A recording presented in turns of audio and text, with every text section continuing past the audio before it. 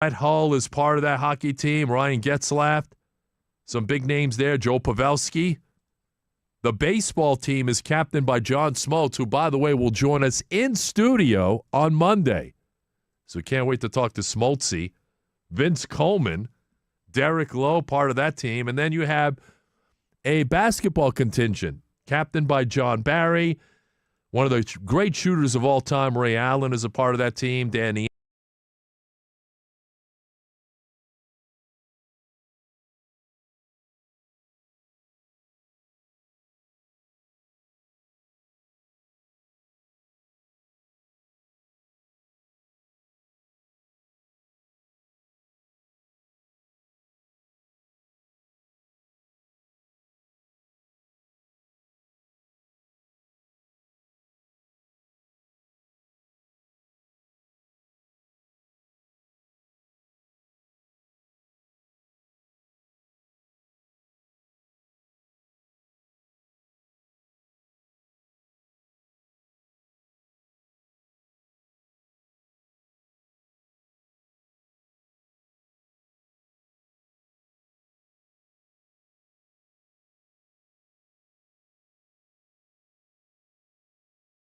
with his attire. You look very festive, though. Thank you, sir. You did.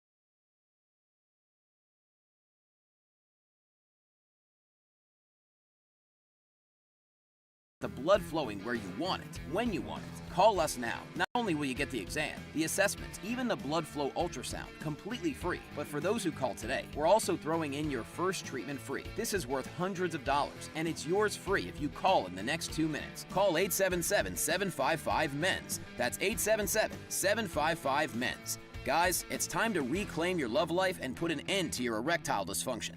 Call 877-755-MENS. Locations in both Tampa and Sarasota. Call PG Men's Health now to qualify. 877-755-MENS. With its new look and taste, Dasani is always crisp, clean, and refreshing. So, when thirst calls, answer.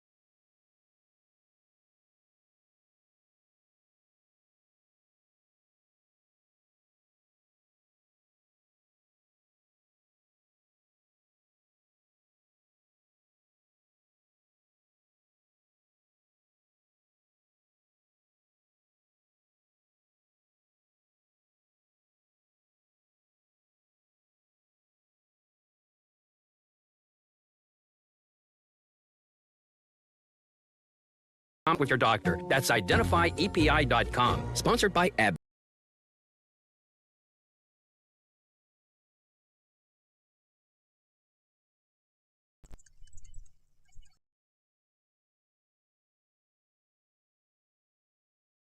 These ways to contact us. I'm sure you give just any customer your personal company contact info. Well, you did call us more than any other customer this year. So in that sense, you are our #1 customer.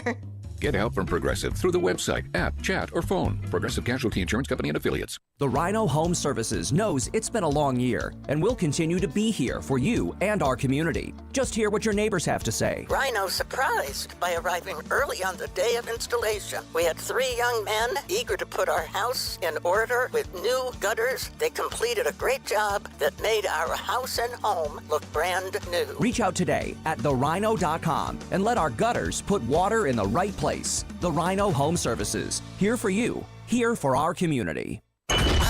WDAE with What's Up Tampa Bay. Spend your holiday season where fashion, food, and fun await at Brandon Exchange. Shop during extended hours, visit with Santa, and find gifts for everyone on your list. Shop your favorite brands, including Apple, Lego, American Eagle, JD Sports, and more. Plus, celebrate the season with friends at the Cheesecake Factory, Aztec Dioro, or Brick Smoke Meats. Brandon Exchange, located at the intersection of I-75 and State Road 60 in Brandon. Stay on top of everything going on at 953WDAE.com. The free iHeartRadio app is your home for the holidays. Open the app and click on the holiday banner or search holiday and start listening to Mix 100.7 plus stations playing all kinds of holiday music, Christmas classics, Christmas jazz, country, R&B, tons of playlists, even podcasts. Yay! Our gift to you, the perfect holiday soundtrack.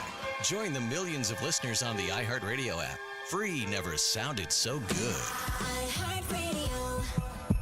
Spend time where it matters most this holiday season and sell your home fast with a guaranteed offer from Mark Spain Real Estate. Hi, it's Aaron Jacobson, and don't worry about open houses and spending money on costly repairs. The guaranteed offer allows you to bypass the market, receive an all-cash offer, and close in as little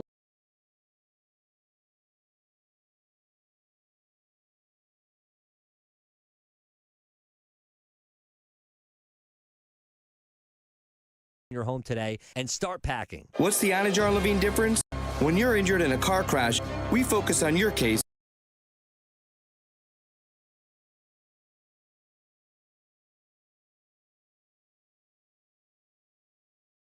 right now for a free consultation. 1-800-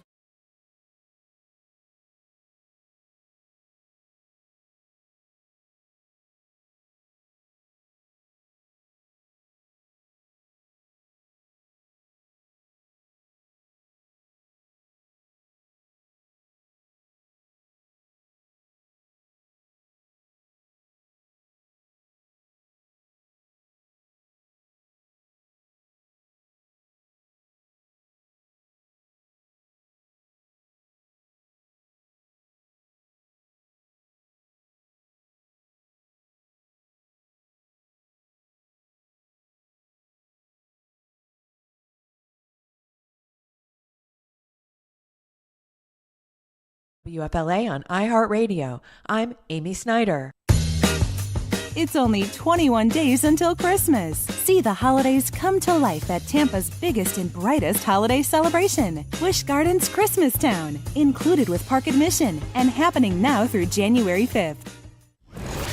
You're locked into The Drive with TKras, presented by Moss Nissan on WDAE. You know, I'll say this, that OU Texas does it every time they play. It's not anything special. You take your L and you move on. Yeah, I'll leave it at that.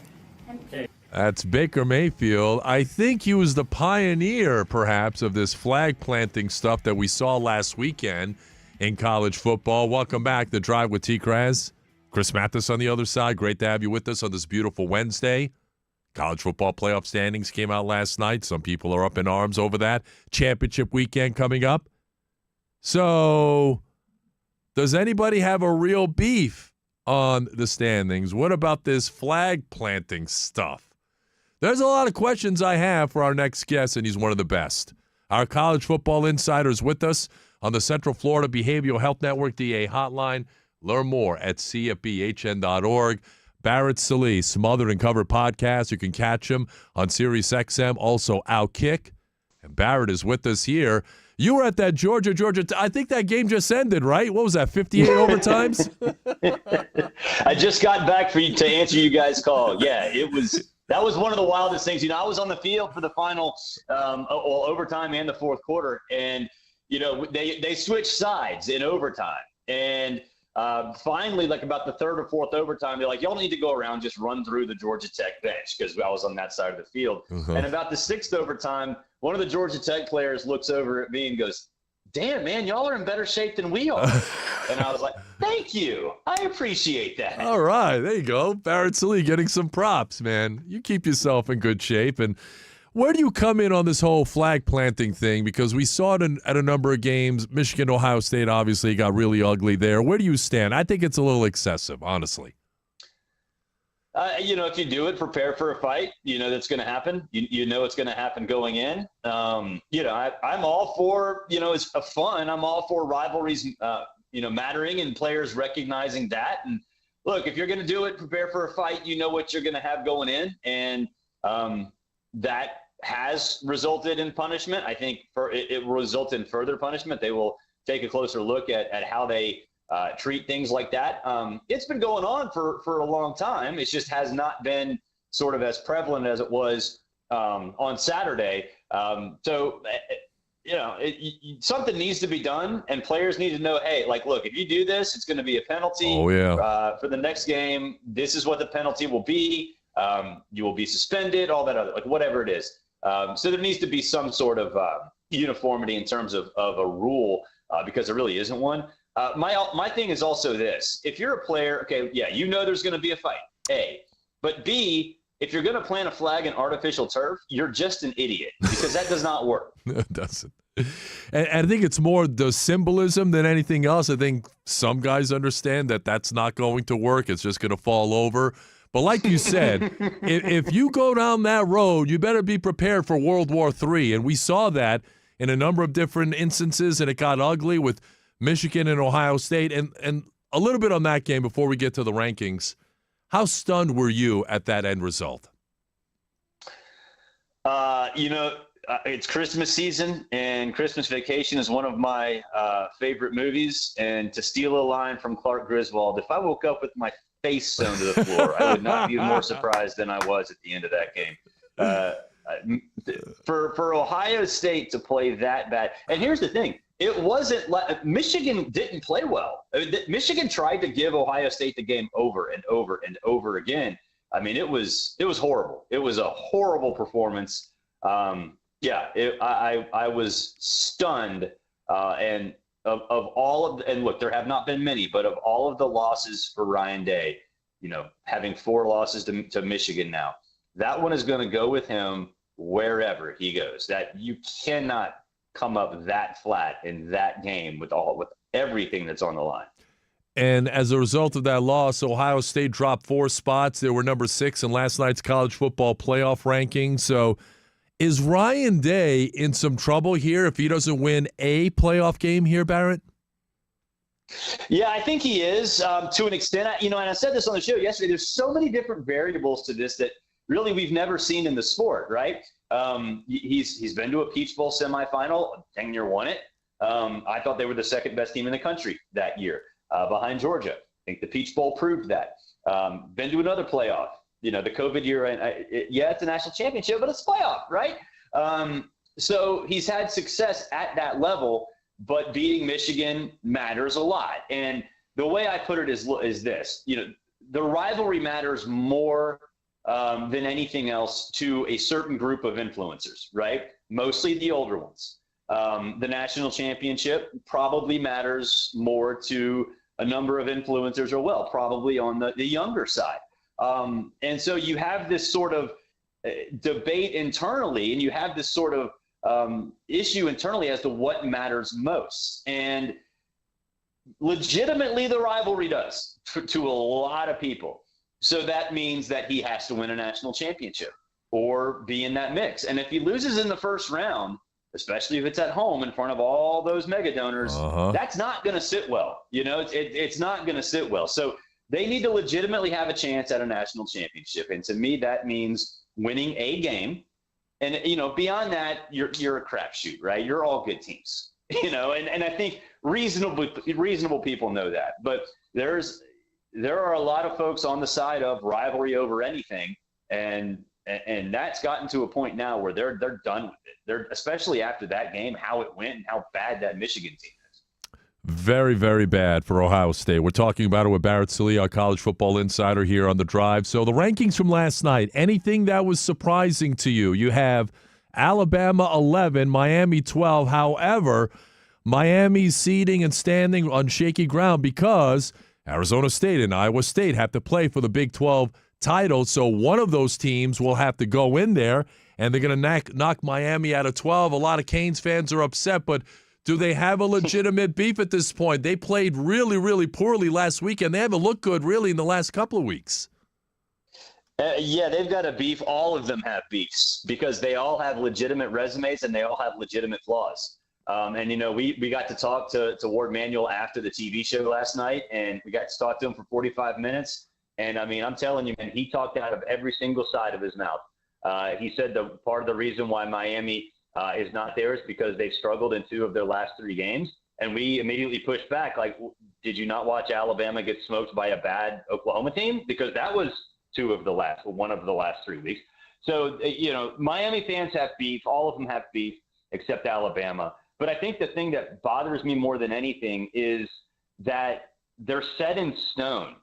And that's not been the case. And I put on my X account, and I wrote a story about it for Outkick, and I literally just put quotes of other committee chairs from the selection committee saying clean slate every week, blank sheet of paper every single week. They've all said it. And last night, Ward Manuel said the exact opposite, that everything is set in stone, that they're not going to see these teams play. And I'm like, okay, well, metrics are going to change, even if for teams that don't play, because let's just say Georgia gets its tail kicked by Texas by 50 points.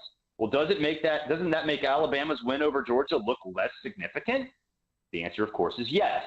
They don't factor that in. So, and then on top of that, and this really bothers me, they have protocols in for voters who aren't there from time to time, and obviously there are recusal policies for others, and that's okay. But there was one member who wasn't there at all. last weekend at all. And that is supposedly a time where they lock everything in, which they're not supposed to do. But they did it without one of their voters. I mean, the whole thing is just ridiculous. And for Miami, too, getting back to Miami, James Crepea of the Oregonian, who covers Oregon, he's been in the SEC. He's covered Auburn. He's somebody that I think, in my opinion, is one of the best in the business because he will not just take, vapid answers. Mm-hmm. He asked, hey, look, what happens with Miami if in your final rankings, Duke and Louisville jump in the back end of the top 25? Because then Miami would have 2 more top 25 wins.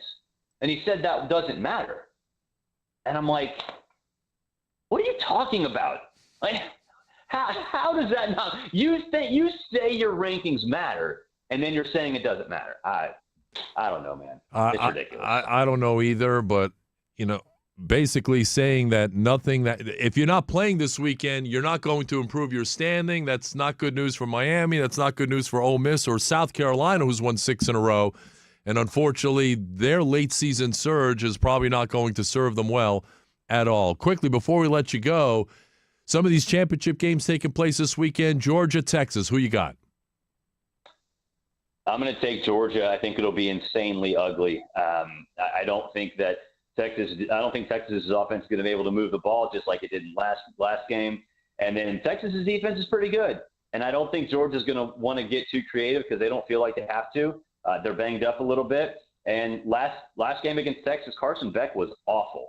So I think they're going to try to give him as little as possible, rely on Nate Frazier, rely on Cash Jones. Even Roderick Robinson got into the mix Friday night. I think Georgia gets the job done, and it's not going to be visually appealing at all, which is the way, honestly, that I think Georgia and Texas kind of want to play this game.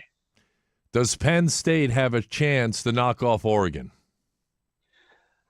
There's a better chance that Lloyd Christmas had at the time that he said that quote in Dumb and Dumber. So, and you know what he did? He got Mary Swanson/Samsonite.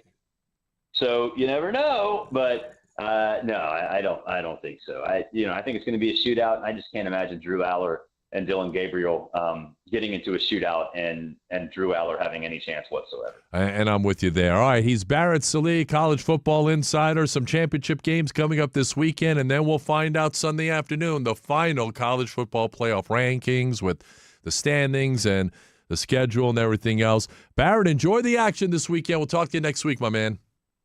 Thanks, TKras. See you. You got it. That's Barrett Sallee. Good stuff there. I like Texas.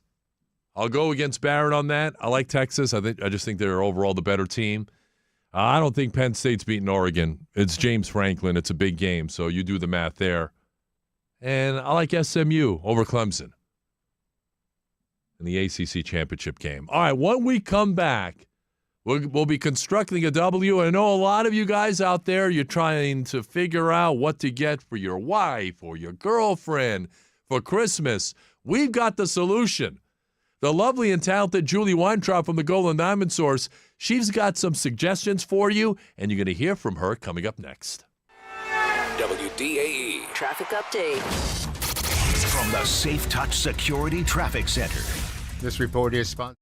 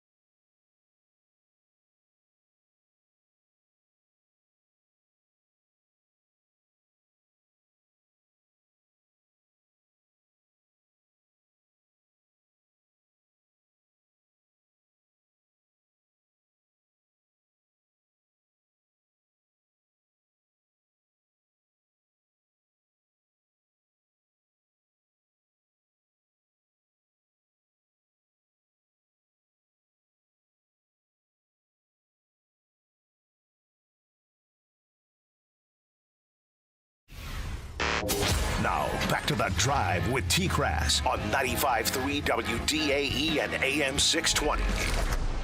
Constructing a W, presented by CMK Construction. Go, Chris Mathis. All right, we've got the Miami Heat taking on the LA Lakers tonight. Tonight, Tom, take it away. All right, down in South Beach. Look, LeBron James, 6 turnovers, really struggled in the last couple of games shooting. I think that ends tonight. That being down in Miami where he played, obviously won a couple of titles. I think LeBron turns it around. Miami Heat, they've lost 2 consecutive games. They've got to rely on Bam Adebayo to have a big night. He's averaging nearly a double-double on the year, averaging 9.8 rebounds, over 15 points per game. Constructing a W, presented by CMK Construction, proudly serving Tampa Bay and Sarasota communities. Call them today, 813-321-4426, or online, cmkconstructioninc.com. Together, we'll make tomorrow brighter. All right, guys, the holidays are right around the corner. If you're stuck, if you don't know what to get your wife or your girlfriend, you are in luck, because with me right now in the Central Florida Behavioral Health Network DA hotline, learn more at cfbhn.org. is the lovely and talented Julie Weintraub from the Golden Diamond Source, and she's back with us on the show. Jules, what's going on? Hey, how are you? Doing great. Hey, I missed you at the holiday party for the clients today. You must have been a busy woman. Oh, my gosh, it was so busy today, which we're so thankful for. But I think everybody is starting their Christmas shopping early. Yeah, they sure are. So I'm sure you've got your hands full at the Golden Diamond Source, and you guys can handle it. You've got a great staff. So a lot of guys out there are wondering, hey, what's a great Christmas gift for my wife, for my girlfriend? I know you've got a lot of wonderful ideas over at the Golden Diamond Source. All right, listen, guys, we're going to make it easy for you. We have VIP services at Golden Diamond Source. You can call us or email vip@goldendiamond.com. Let us know what you're thinking. We can put some things together for you. We can have it gift wrapped. We have over 40 people there on the floor. We have about 70 employees, but ready to help you select something beautiful, no matter if your budget is a few $100s or a few $100,000. We have the largest selection of fine jewelry under one roof. We can get you something beautiful, gift-wrapped, and out the door and miss the mall madness. Yeah, forget about the malls. I mean, just go to the Golden Diamond Source. It's like shopping 4 or 5 jewelry stores under one roof. Diamond bracelets. Talk about these elegant diamond earrings, too, that I saw the last time I was there. They're so beautiful. Oh, my gosh. So we have an incredible selection. Of course, engagement rings are the most popular thing this time of year, people getting engaged or upgrading their diamond rings. But we have beautiful diamond fashion earrings. We have diamond hoop earrings are really, really popular. Diamond stud earrings. Mm-hmm. We've got every kind of birthstones of Julie collection. We've got the emeralds, the sapphires, the rubies. And with this year, we actually have red emeralds, which I didn't even know existed, I'm ashamed to say. But my son Adam is a gemologist and made us aware of it. They're only grown in one place in Utah. So we have a large selection of those at Golden Diamond Source, too. So if it's rare, fancy colored diamonds or rare gemstones or men's jewelry as well, something for the whole family, baby's jewelry, but our men's selection and Rolex watches and things like that, we've got something for everyone on your list. You sure do. Julie Weintraub's with me. Red emerald sounds amazing. I got to check that out the next time I'm in there, right? Absolutely. They're so cool. I didn't even know they existed. Most people don't, but they're absolutely beautiful red beryl gemstones. So, you won't find them at most jewelry stores. We have some of the most unique pieces of fine jewelry that came from this earth.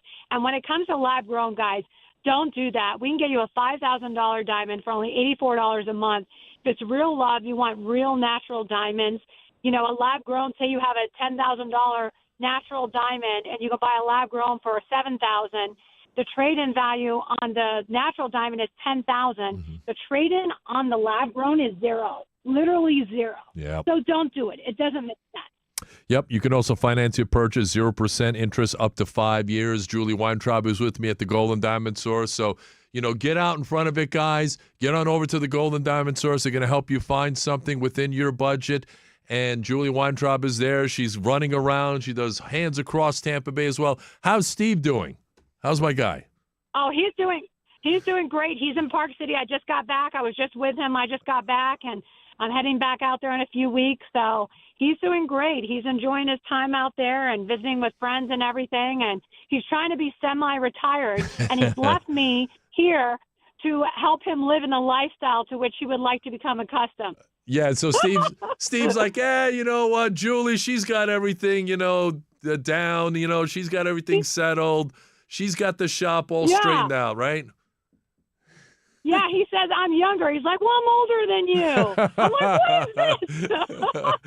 No, I love my work. I love it. And Hands Across the Bay, we partnered with the Spear Dream Foundation and the Clearwell Foundation, and they have helped us tremendously providing funds for people who have lost their homes and their lives and everything they have because of these hurricanes. So many people have never asked for charitable help before, have no homes right now, or their Christmas decorations or anything. So we're double stepping with Hands Across the Bay and Golden Diamond Source. And I just want to thank Tampa Bay for your support. And I hope you wear your jewelry proudly. As my daughter says, Golden Diamond Source, our jewelry changes lives.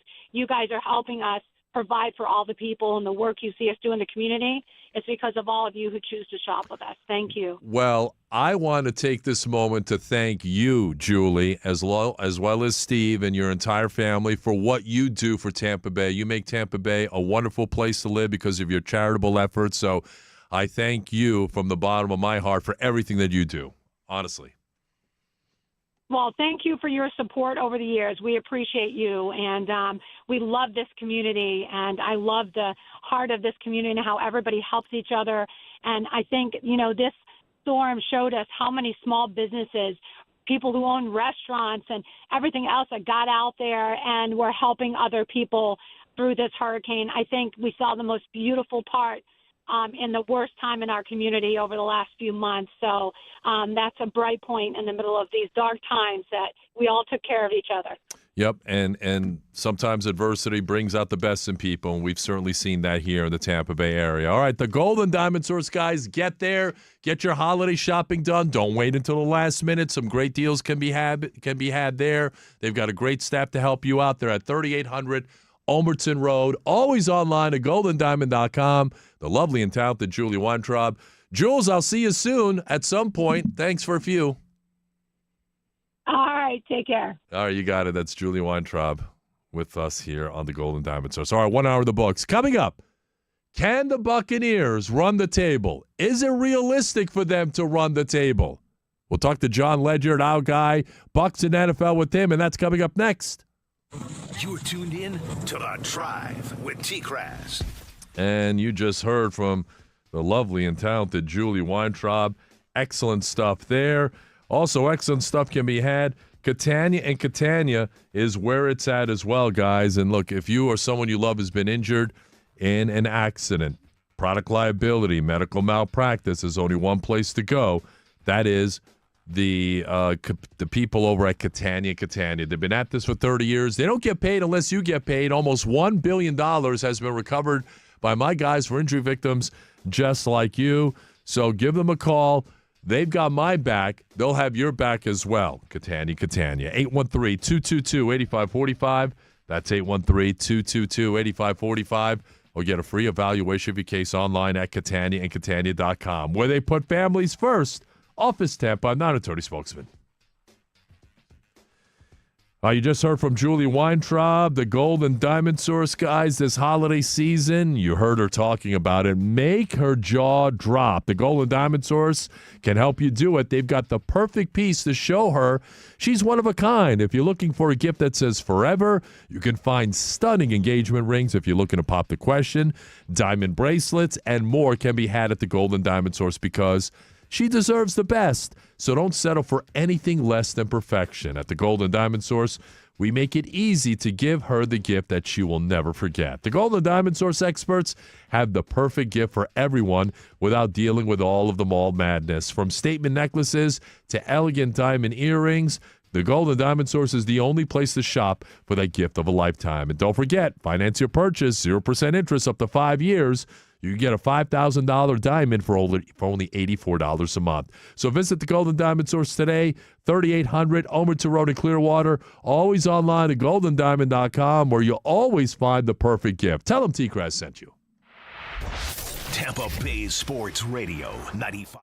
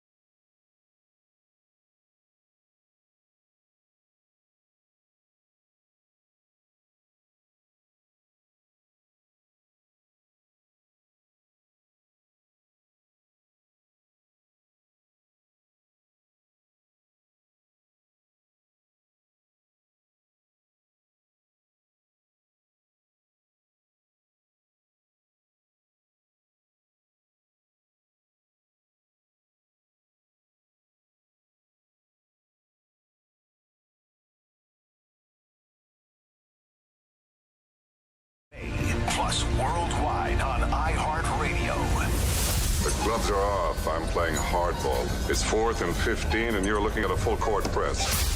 You're tuned into the voice of the Tampa Bay sports fan. You're going to like this guy. He's all right. He's a good fella. He's one of us. Buckle up, because you're on the drive with TKras. Afternoons on 95.3 WDAE and AM 620. Yeah, I mean, we're sitting. Obviously, we'd like to have a better record than we do now, but we're still saying that we control our own destiny. Outside factors right now don't really matter if we don't take care of business. So it's got to be how do we win this game, and it's got to be like that every week on out. Baker Mayfield and the Buccaneers have won 2 in a row. They're 6-6. They get the Raiders at home on Sunday. 5 games to go. Can the Buccaneers run the table? Good afternoon, Tampa Bay. Welcome back. 4:07 on your ride home on this Would You Rather Wednesday. The Drive with yours truly, TKras, Tom Krasnicki, presented by Moss Nissan. You got Chris Mathis on the other side. More of your calls and texts coming up. Also, coming up at the bottom of the hour at 4:30, Hall of Famer Tim Brown will call into the show.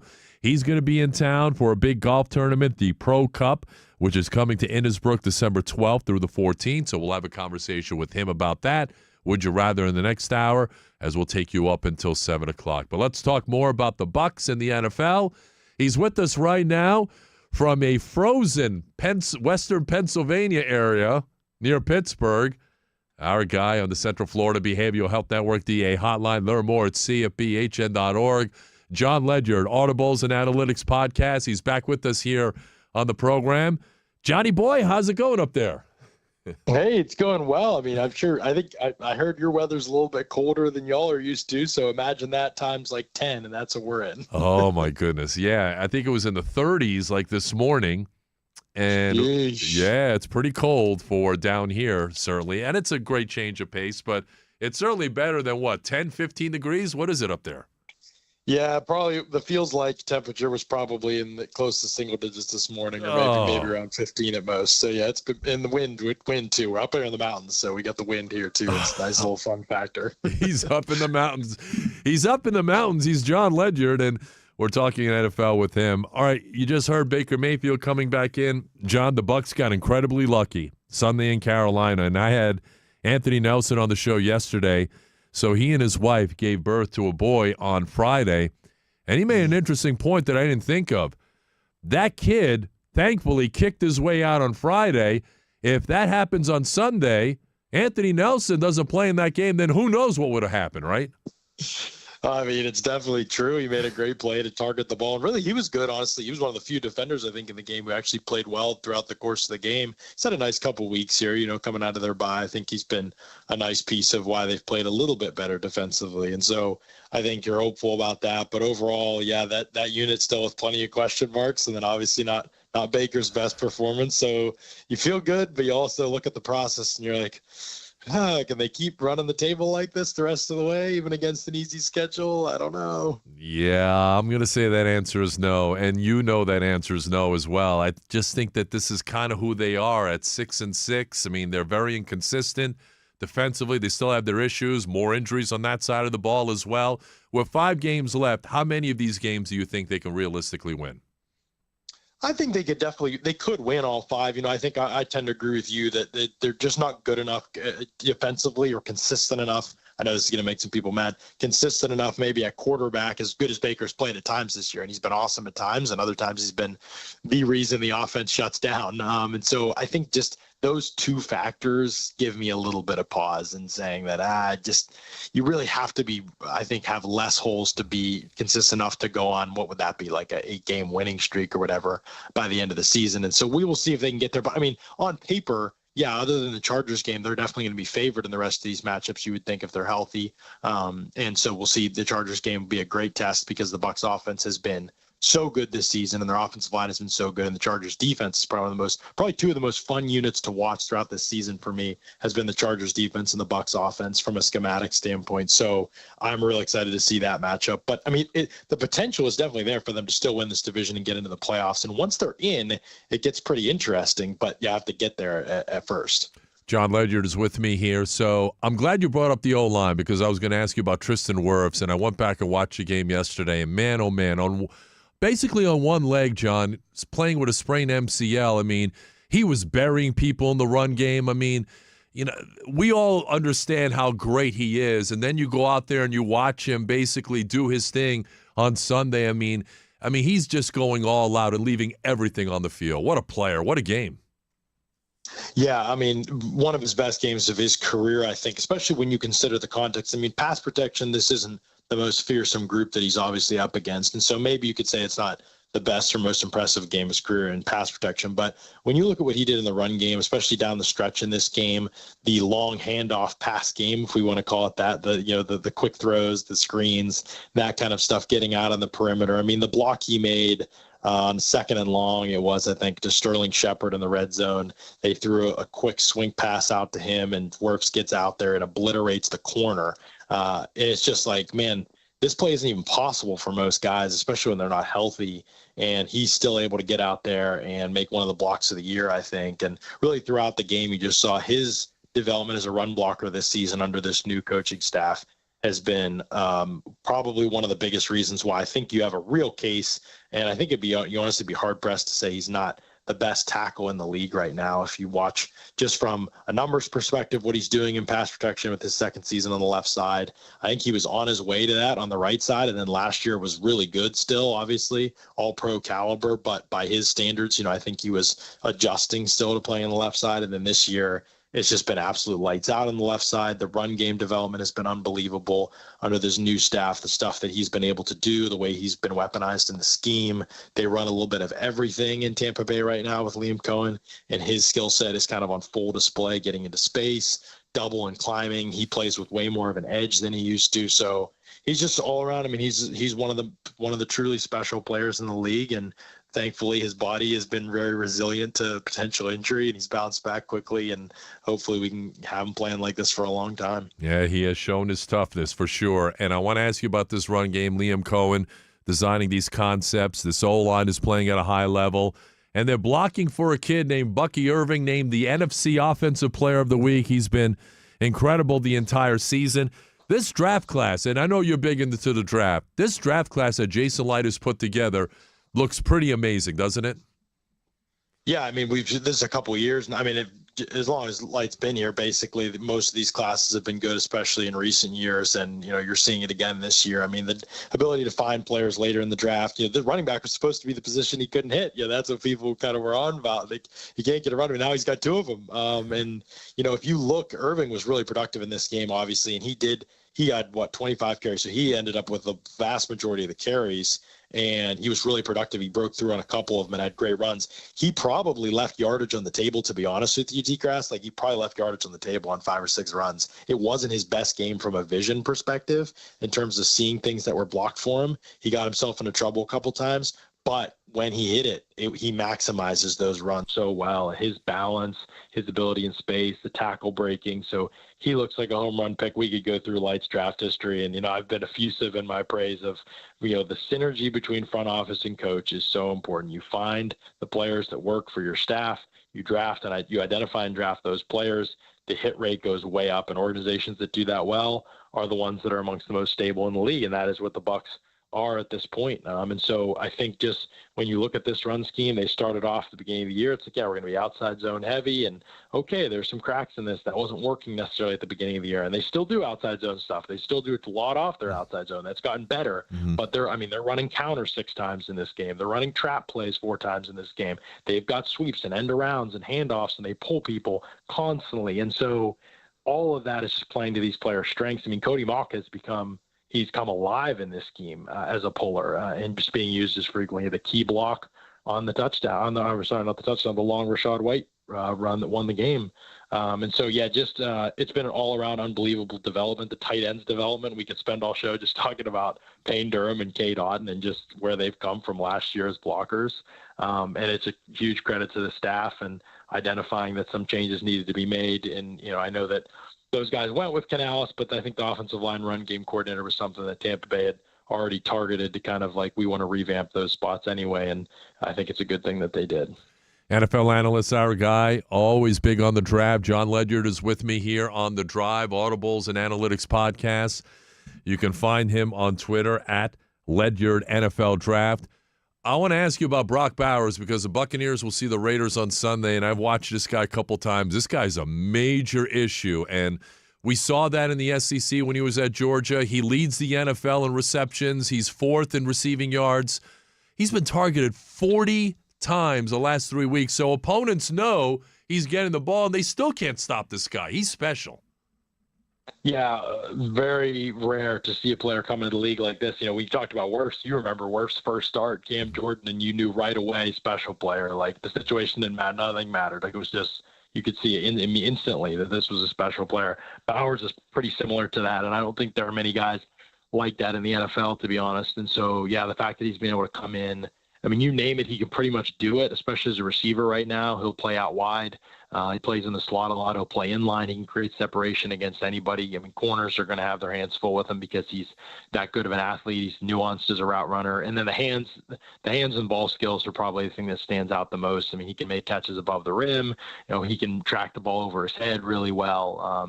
He's just got great body control. He's a competitor for sure. Plays with a ton of fire and energy. Has a little bit of that brashness to his game, and he gets after people as a blocker. He's not a great blocker, but he maximizes what he has. I think he'll keep getting better because of that. And honestly, most of the time at tight end, if you're pesky enough just to stay in people's way and continue to compete, usually you can get by, and I think he's going to be very fine. He's going to be fine in that area. And so a huge test for Tampa Bay because, I mean, this isn't a team, everybody loves to talk about matchups. It's not a team that's going to match up with people, really. Like, that's not how Tampa Bay plays. They're one of the zone heaviest teams in the league, one of the heaviest cover 3 teams in the league. So it's going to have to be just an awareness of where he is and playing the route concepts and his space more than you play just, we're going to drop to grass and rally and tackle. Well, that's not worked for the Bucs this season. They've been one of the worst tackling teams in the entire NFL, and it's a scheme that really relies on that. So obviously you have to win up front. That's going to be the key to any Tampa Bay success defensively, is always that story. If they don't get pressure and sacks, then they're probably not going to have a good game defensively. And so it's going to be the key is winning those battles. But in general, just being aware of where Bowers is on the field at all times and being able to play him tighter in your zones, be more aggressive in how you're matching up with him in your zone. I think that's going to be one of the keys to turning this thing around defensively for Tampa. All right, a couple of quickies for you, John, before I let you go. In the NFC, do you still like the Lions? Because I know the Eagles are playing some great football right now. They've won 8 in a row. Lions and the Packers, a really good game tomorrow night. Yeah, it should be a great game. I actually think Green Bay could get that one on them. Lions have dealt with some injuries, obviously. I still think they're the best team, but not in a tier. I think they're awesome, but I could easily see Philadelphia winning that game. I think the Packers are sort of a wild card team because their defense is really opportunistic, and Jordan Love can be brilliant for a little stretch and then a disaster. So they're the wild card team that I think has probably the best chance at throwing off the Lions at some point. And in the AFC, I know the Chiefs are 11-1. They just find ways to win these one-score games, John, but I think they're living dangerously at this point. I think Buffalo right now has emerged as the best team in the AFC. They're built to win in January. I think Josh Allen is the MVP. But how do you handicap the hierarchy of the AFC? The Bills got to get it done this year, TKras. If they don't, they're going to rue the day because it's as vulnerable as the Chiefs have looked. And we said it before, and the Chiefs could easily go into the playoffs and smoke people again. I get it. I totally understand that, and I'm not disagreeing with that. I'm just saying, based on what we've seen this season, the Bills have been much better than the Chiefs. And you could even make an argument for a couple other AFC teams being better than the Chiefs. So when the playoffs happen, we'll see what happens. But on paper, yeah, I mean, how is Buffalo not the best team in the AFC? They've played a tough schedule. They beat tough teams. They've been consistent.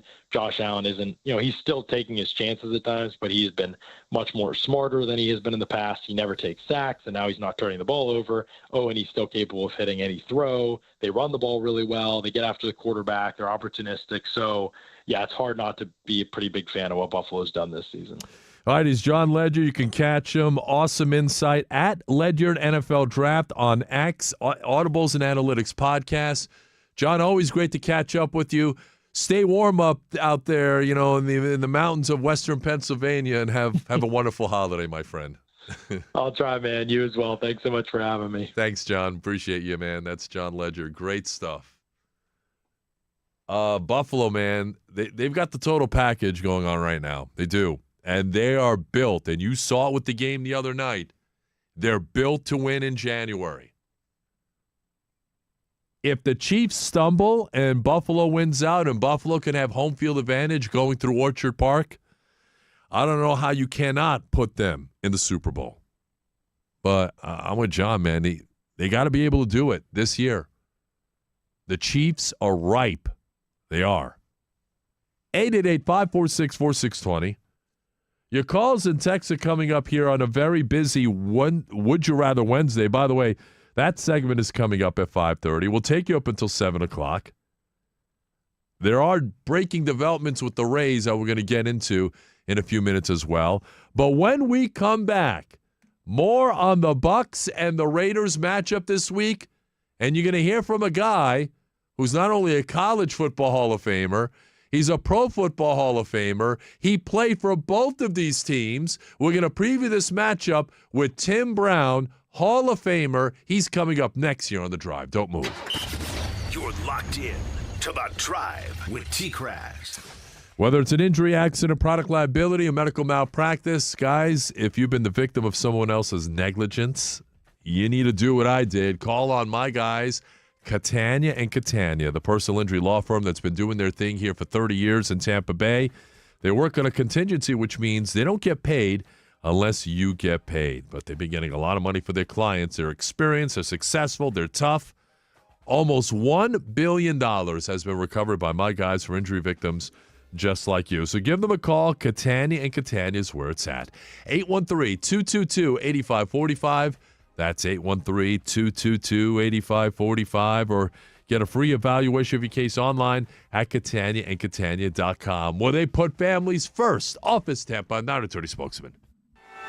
WDAE Traffic update. This report is sponsored by Lowe's. A wreck on South.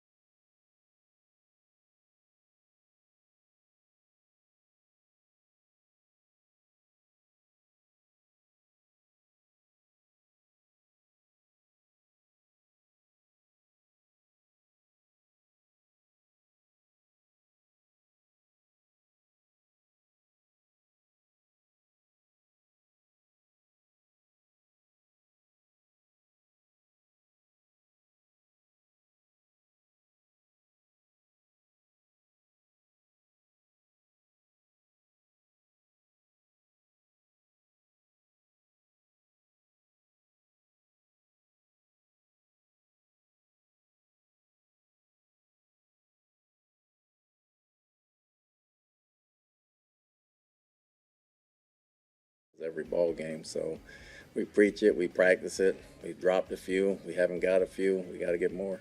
Got to get more. That's Todd Bowles. His Buccaneers will take on the Raiders Sunday, 1 o'clock, Raymond James Stadium, as the Bucs look to make it 3 wins in a row. Welcome back. The Drive with TKras, presented by Moss Nissan. Great to have you with us. It's 4:30 on your ride home. What a gorgeous day outside. It seems like every day we're coming on and saying, wow, what a great day it is here in Tampa Bay. And it is. It was in the 30s this morning, refreshing. Get out, go for a walk. Breathe it in, take it all in. In the nose, out the mouth, Daniel son. Hey, show.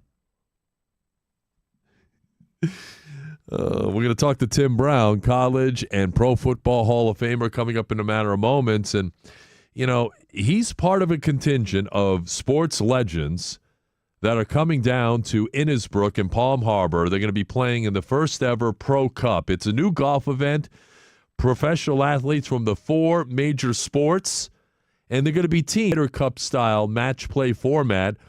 Football, there's a football team, a basketball team, a hockey team, and a baseball team.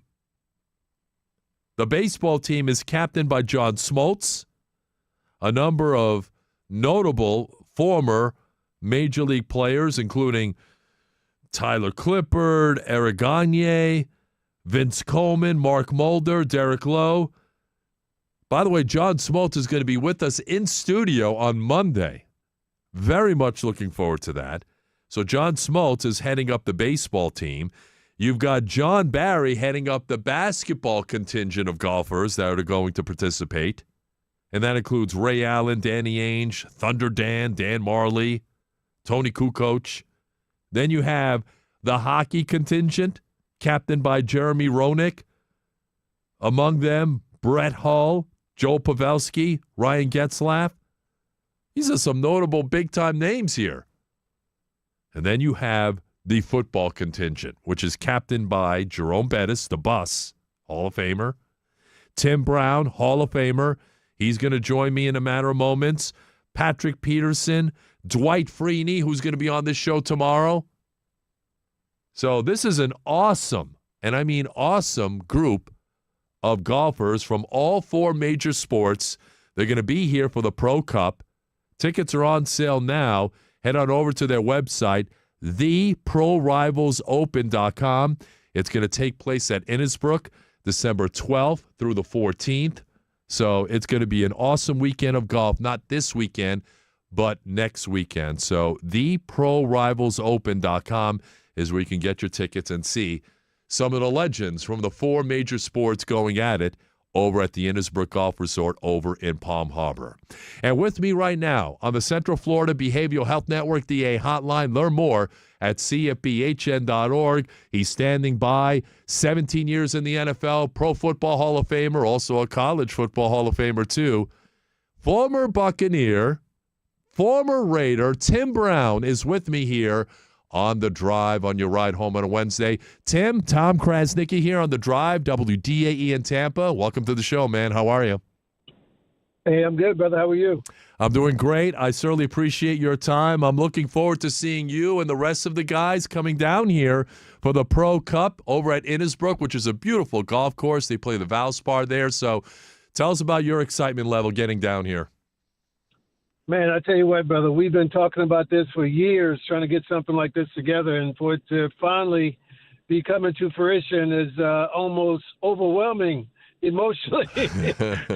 So it should be a lot of fun, man. No matter where we end up, in the competition, just to see this thing, come to life is going to be a beautiful thing. Well, Innisbrook is a beautiful course, and we can't wait to have you here. How's the golf game? You getting out there? You're practicing on the range?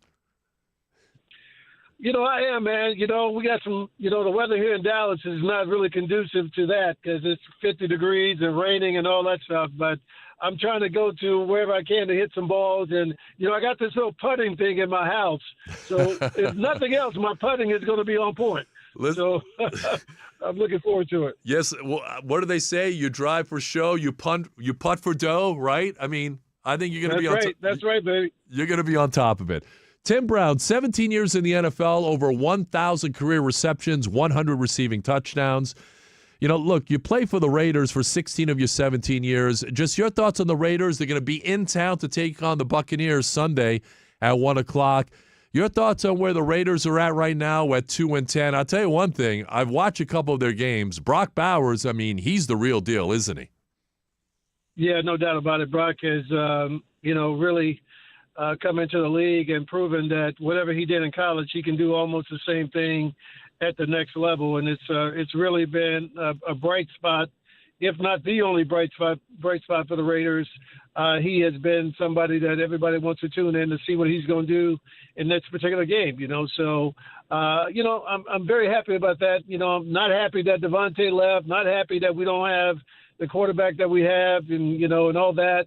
We lost Jacobs. A lot of stuff happened that we had control of that didn't work out for us. So it's one of these years, man. You got to fight through it now, right? And hopefully you can get through this year, get a couple wins on the docket, a couple more wins, I should say, and walk away from this season, somewhat with your head up high, And as a former Raider, I want to get your thoughts on Tom Brady becoming a minority owner, and they're allowing him to be a broadcaster too, which is kind of an interesting development as well. But what kind of influence do you think Brady will have on shaping this team moving forward? I hope a lot. If a guy has won 6, 7 championships, he knows something that the rest of us don't, So, I had a chance last summer to have a conversation with Tom. We were sitting in Mark Davis's suite, and, he's passionate about this, man. This is not a money grab or a position grab or whatever.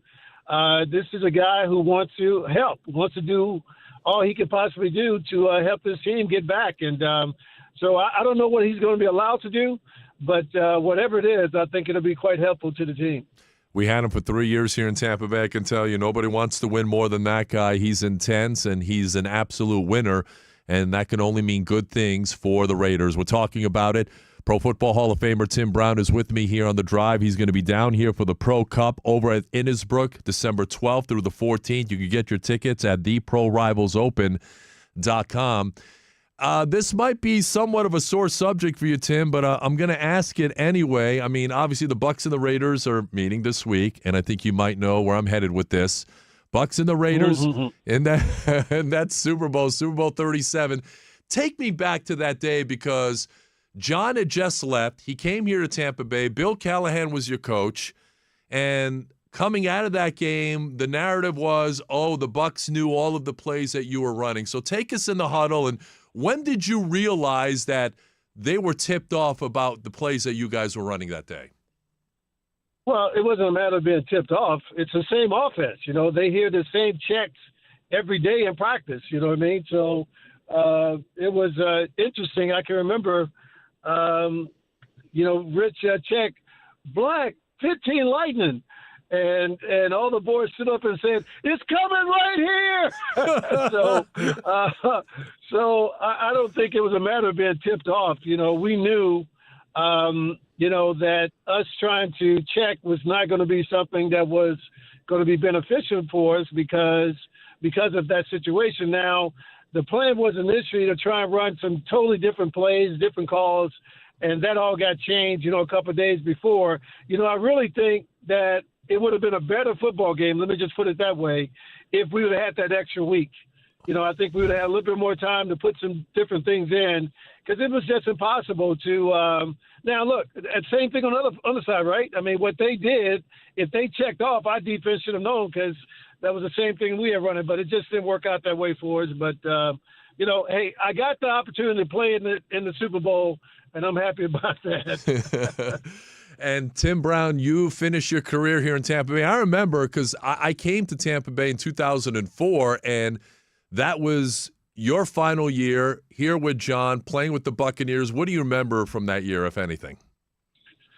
Well, I really appreciate John saving me, because I didn't expect what happened with the Raiders to happen. I thought I was going to be able to come in, my last 2 years with the Raiders and, wave the towel on the sideline, get the crowd going.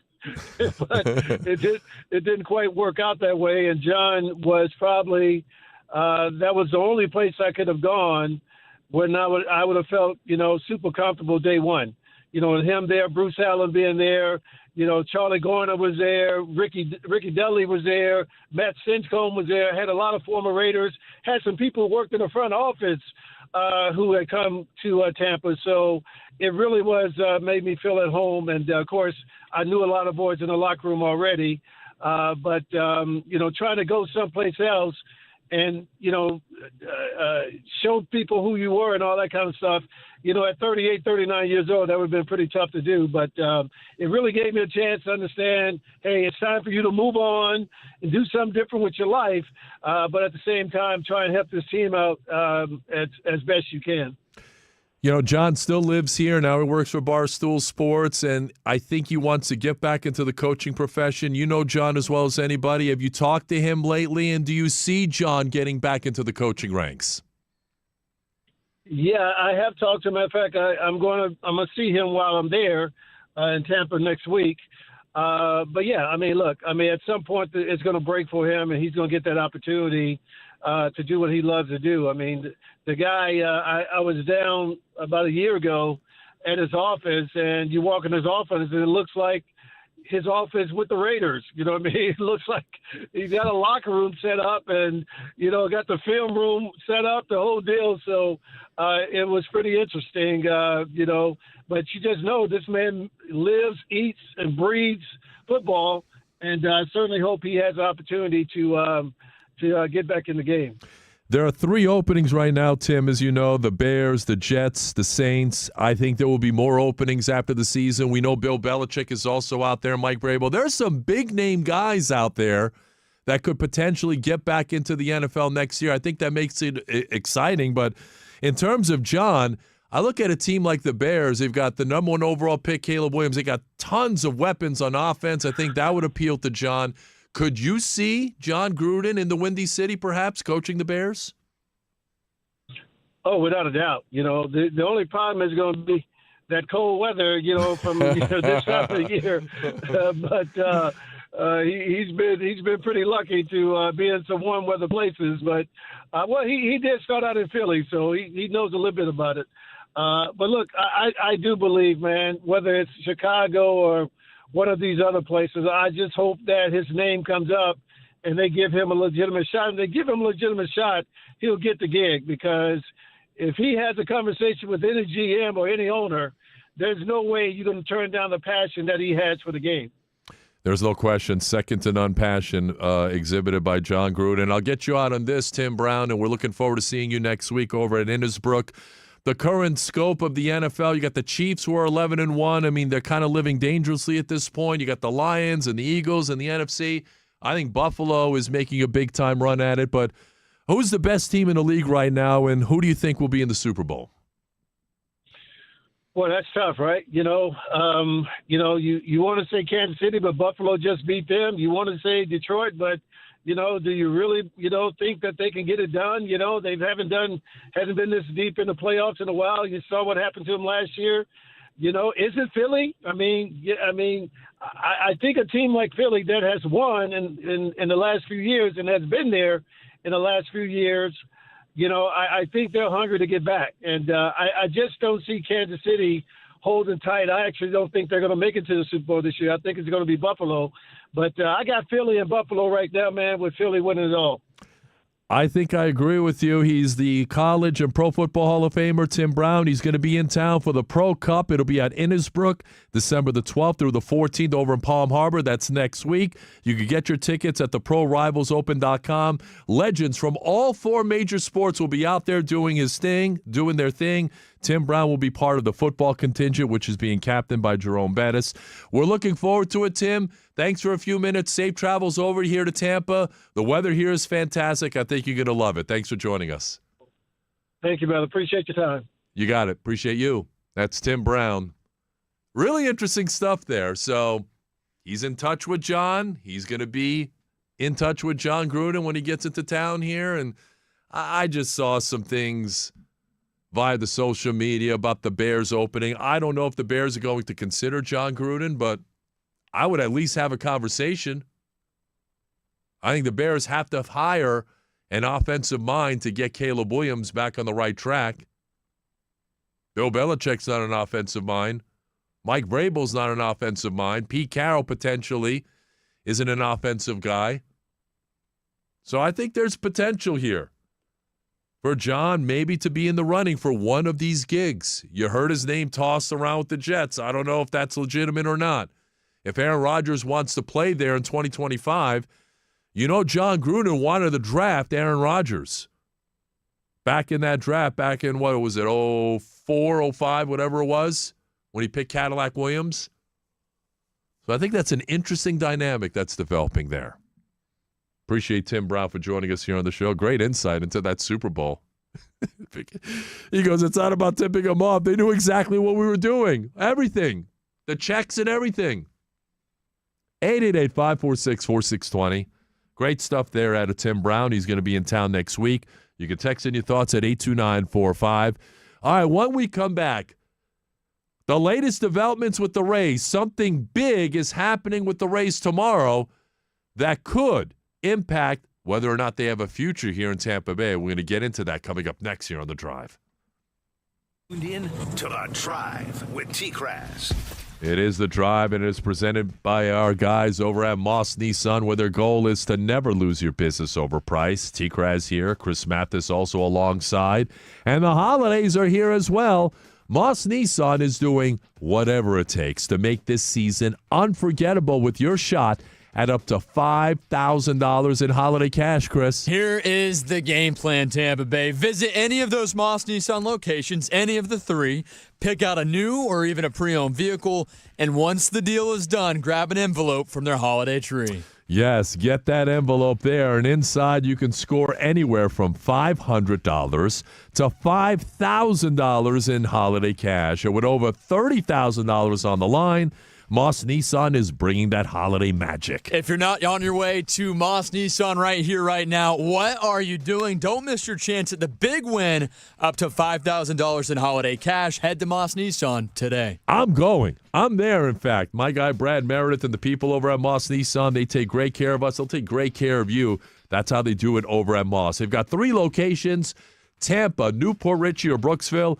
Or check out their inventory online at mossnissan.com, where Moss Nissan is doing whatever it takes to make your holidays epic. Merry Christmas. WDAE. Traffic update. This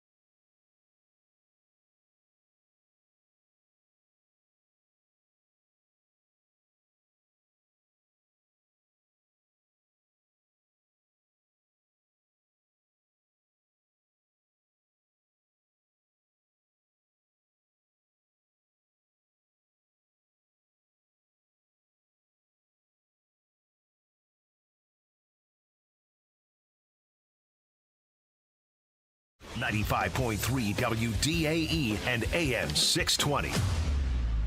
WDAE Rude Air Conditioning Studios, powered locally by Ferguson HVAC. Live across Tampa Bay, The Drive with TKras on 95.3 WDAE and AM 620. 4:54 on your ride home on a beautiful Wednesday in Tampa Bay. The Drive, Tom Krasnicki. We are back tomorrow. Big event happening. Now, we weren't expecting to see this take place, but the St. Pete City Council is meeting tomorrow, and as part of their agenda, they will have a vote on the Rays Stadium bonds. It'll take place tomorrow at around 1:30 p.m. or thereabouts. So we're going to find out if they're going to push through those bonds. Now, look, the Rays have been very clear that pushing this thing back from 2028 to 2029 is going to incur significant cost overruns that they're not prepared for. So it's going to be interesting to see whether these bonds get pushed through. Now, this is the St. Pete City Council doing their thing. Now, the Pinellas County Commission, they have to vote on their segment of the bonds, which is $312.5 million. And the county commission's going to meet on December the 17th, so that's in 2 weeks. So I think in 2 weeks, we're going to have a pretty good idea. But first, the city council's got to vote and push it through tomorrow. And I'm very interested in knowing. I have no idea, folks, honestly, if that's going to happen tomorrow or not. I don't know.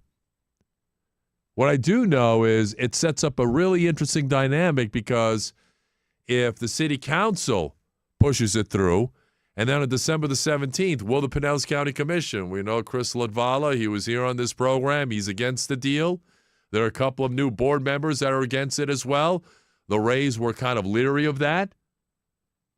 The Rays were hoping that that vote was going to go through on October the 29th once the hurricane came through, and that bond vote got pushed off. The Rays didn't have a good feeling about it, and now here we are. I don't know. I really don't know what's going to happen tomorrow. 2 hours are in the books. Your calls and texts are coming up. 888-546-4620. Great stuff there out of Tim Brown on the current state of the Raiders, Tom Brady buying into the team, about John Gruden. I tell you what, man, I love Tim Brown. You know what I mean? I got to coach him for many years. Barstool Gruden, you got to find me. And he says that he's going to meet with John. They're obviously still very close. And we're going to see what that looks like next week when Tim Brown and all of these sports legends coming to town for the Pro Cup. This is an epic golf tournament, man. That's taking place over at Innisbrook and Palm Harbor, December the 12th through the 14th. Get tickets now, theprorivalsopen.com. Tim Brown will be there. Jerome Bettis is the captain of the football squad of golfers. Then you got the hockey squad. Baseball, John Smoltz is their captain. By the way, Smoltzy will be with me in studio on Monday. So that's going to be a really great spot as well. All right, coming up, back to the NFL. Buccaneers have 5 games left. More injury concerns for the Bucs as they get set to host the Raiders. Who's banged up now? And can the Buccaneers run the table? Bucs and NFL talk coming your way next here on The Drive. You're locked in to The Drive with TKras. Earlier in the show, you heard from the lovely and talented Julie Weintraub from the Gold and Diamond Source, where the holiday shopping madness is underway. And if you decide to go out and shop for the holidays, stay away from the malls where you're jousting for parking spots. Head on over to the Gold and Diamond Source instead. Trust me, this holiday season, you can make her jaw drop at the Gold and Diamond Source because they've got the perfect piece to show her she's one of a kind. So, guys, if you're shopping for your wife or your girlfriend, if you're thinking about popping the big question, the Gold and Diamond Source is the place to go. Why? Because If you're looking for a gift that says forever, you can find stunning engagement rings, diamond bracelets, and more over at the Golden Diamond Source because she deserves the best. Don't settle for anything less than perfection. At the Golden Diamond Source, we make it easy to give a gift that she will never forget. The Golden Diamond Source experts, and there are plenty of them, they are on hand to help guide you to the perfect gift for everyone without dealing with the mall madness. From statement necklaces to elegant diamond earrings, the Golden Diamond Source is the only place to shop for that gift of a lifetime. Plus, you can finance your purchase over at the Golden Diamond Source, 0% interest for up to 5 years. You can get a $5,000 diamond for only $84 a month. So check them out. Visit the Golden Diamond Source today, 3800 Omerta Road, Clearwater. Always online at goldendiamond.com, where you'll always find the perfect gift this holiday season. Tell them TKras sent you. Tampa Bay Sports Radio, 95.3 WDAE.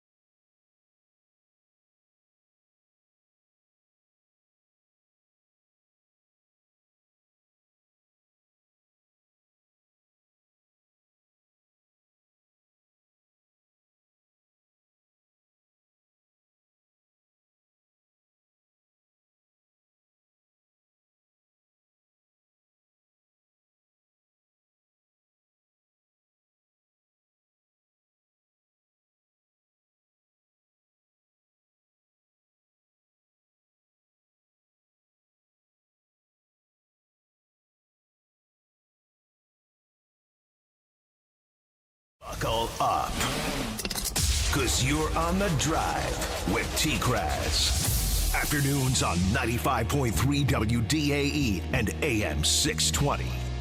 Yeah, I mean, our mentality right now is that we're in playoff mode. We got to win out to get in and just see what happens. So it's one game at a time mentality, much like last year, and we're going to continue to say it. Baker Mayfield and the Buccaneers are in playoff mode. 5 games left. Bucs are 6-6. So are the Falcons. So the race for the NFC South rages on. Can the Buccaneers run the table? Welcome back. Good afternoon, Tampa Bay. 5:08 on your ride home. Fire them cannons. Get them going. Baker Mayfield got stepped on. Oh, come on, man. Why'd you have to go that way? Well, because he did get stepped on. Trying to play at the same time. Yeah, my bad. All right, Baker. No, I'm not trying to do that. Baker Mayfield may not practice a whole lot this week because he got cleated. He got stepped on, his right leg. So the Buccaneers would be wise, actually, to scale back the practice reps for a lot of their big-time players who are kind of nicked up a little bit. Baker Mayfield's nicked up. Again, the secondary continues to get ravaged by injury. Mike Edwards, hamstring strain. He's probably going to miss this week. That's why the Buccaneers went out and signed Kayvon Merriweather. They brought him back. Look who else they brought back, Ryan Neal. You want to talk about an act of desperation, bringing that guy back? That guy was awful. You do remember Ryan Neal from last year, don't you? Oh, my. Ryan Neal versus Brock Bowers. How do you think that's going to turn out on Sunday? Oh, boy. Is right. You better be grunting a lot, Todd Bowles. Oof is right. Bucs and the Raiders, Sunday, 1 o'clock. Countdown to kickoff at 11 a.m. Now, can the Buccaneers run the table? This is a question we asked John Ledard in the last hour. This is a question I was pondering in the first hour. I hate to tell you this, but the answer is no.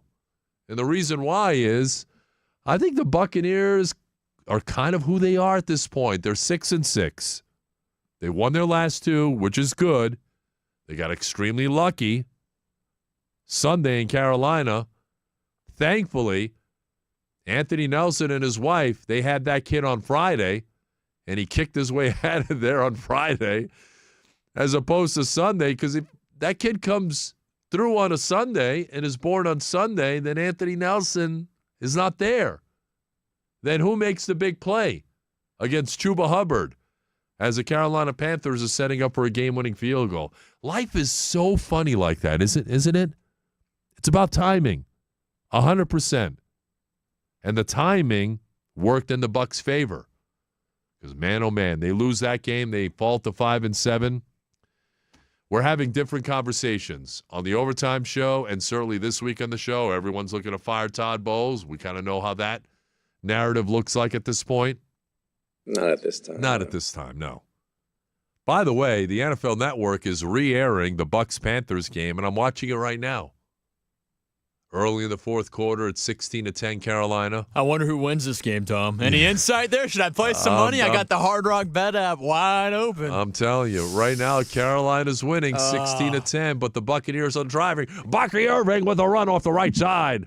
I hope the Bucs win this game. The Buccaneers' current drive, 7 plays, 47 yards, over 4 minutes.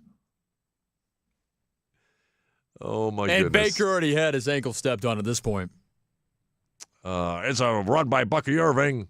He gets down inside the 20, down to the 19. Stupid. Don't do nothing stupid means don't fumble the football, which Bucky Irving did in the Falcons game, if you remember. He pulled a Chuba. And then Chuba pulled the Chuba on Sunday. Yeah, you could say that. I did say that, Levante. And then Bucky got an award this week, right, Tom? He did. The NFC Offensive Player of the Week is Bucky Irving, thanks to his big-time performance. Bucky, 25 carries for, 151 yards. He had a touchdown for the 3rd consecutive game. He also caught 3 passes. I mean, this Buccaneer draft class looks amazing from top to bottom. Graham Barton, first-round pick. You know what he's doing at center. He's getting better every week.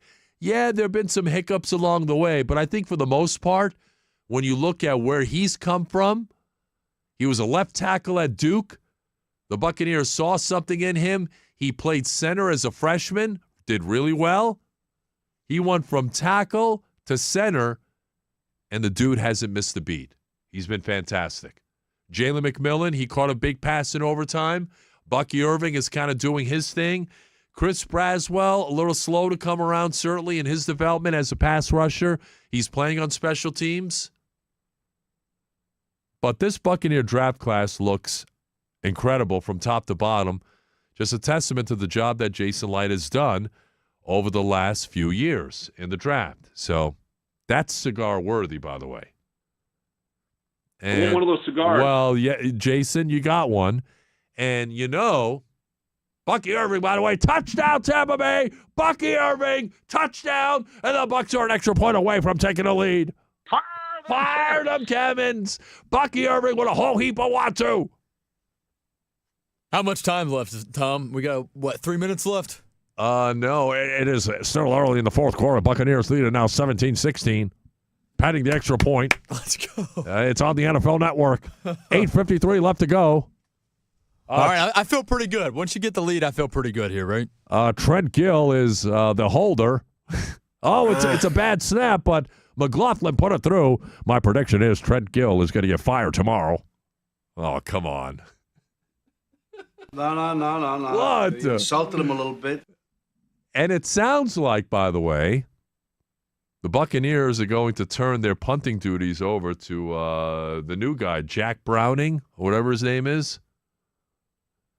You know, we had Martin Gramatica on the show yesterday, and I kind of agree with Martin to bring Camarda back, but apparently the Bucs are going to roll with the new guy. Can you imagine, like, if the new guy screws up on Sunday, what that's going to look like? Now, you got away with it on Sunday because you won the game, because had they not won the game, Gill was going to get waived, obviously, regardless. The Bucs won the game. He still got waived. But if we're talking about another meltdown this week by an unproven guy in Jack Browning, then, you know, we got a larger issue here.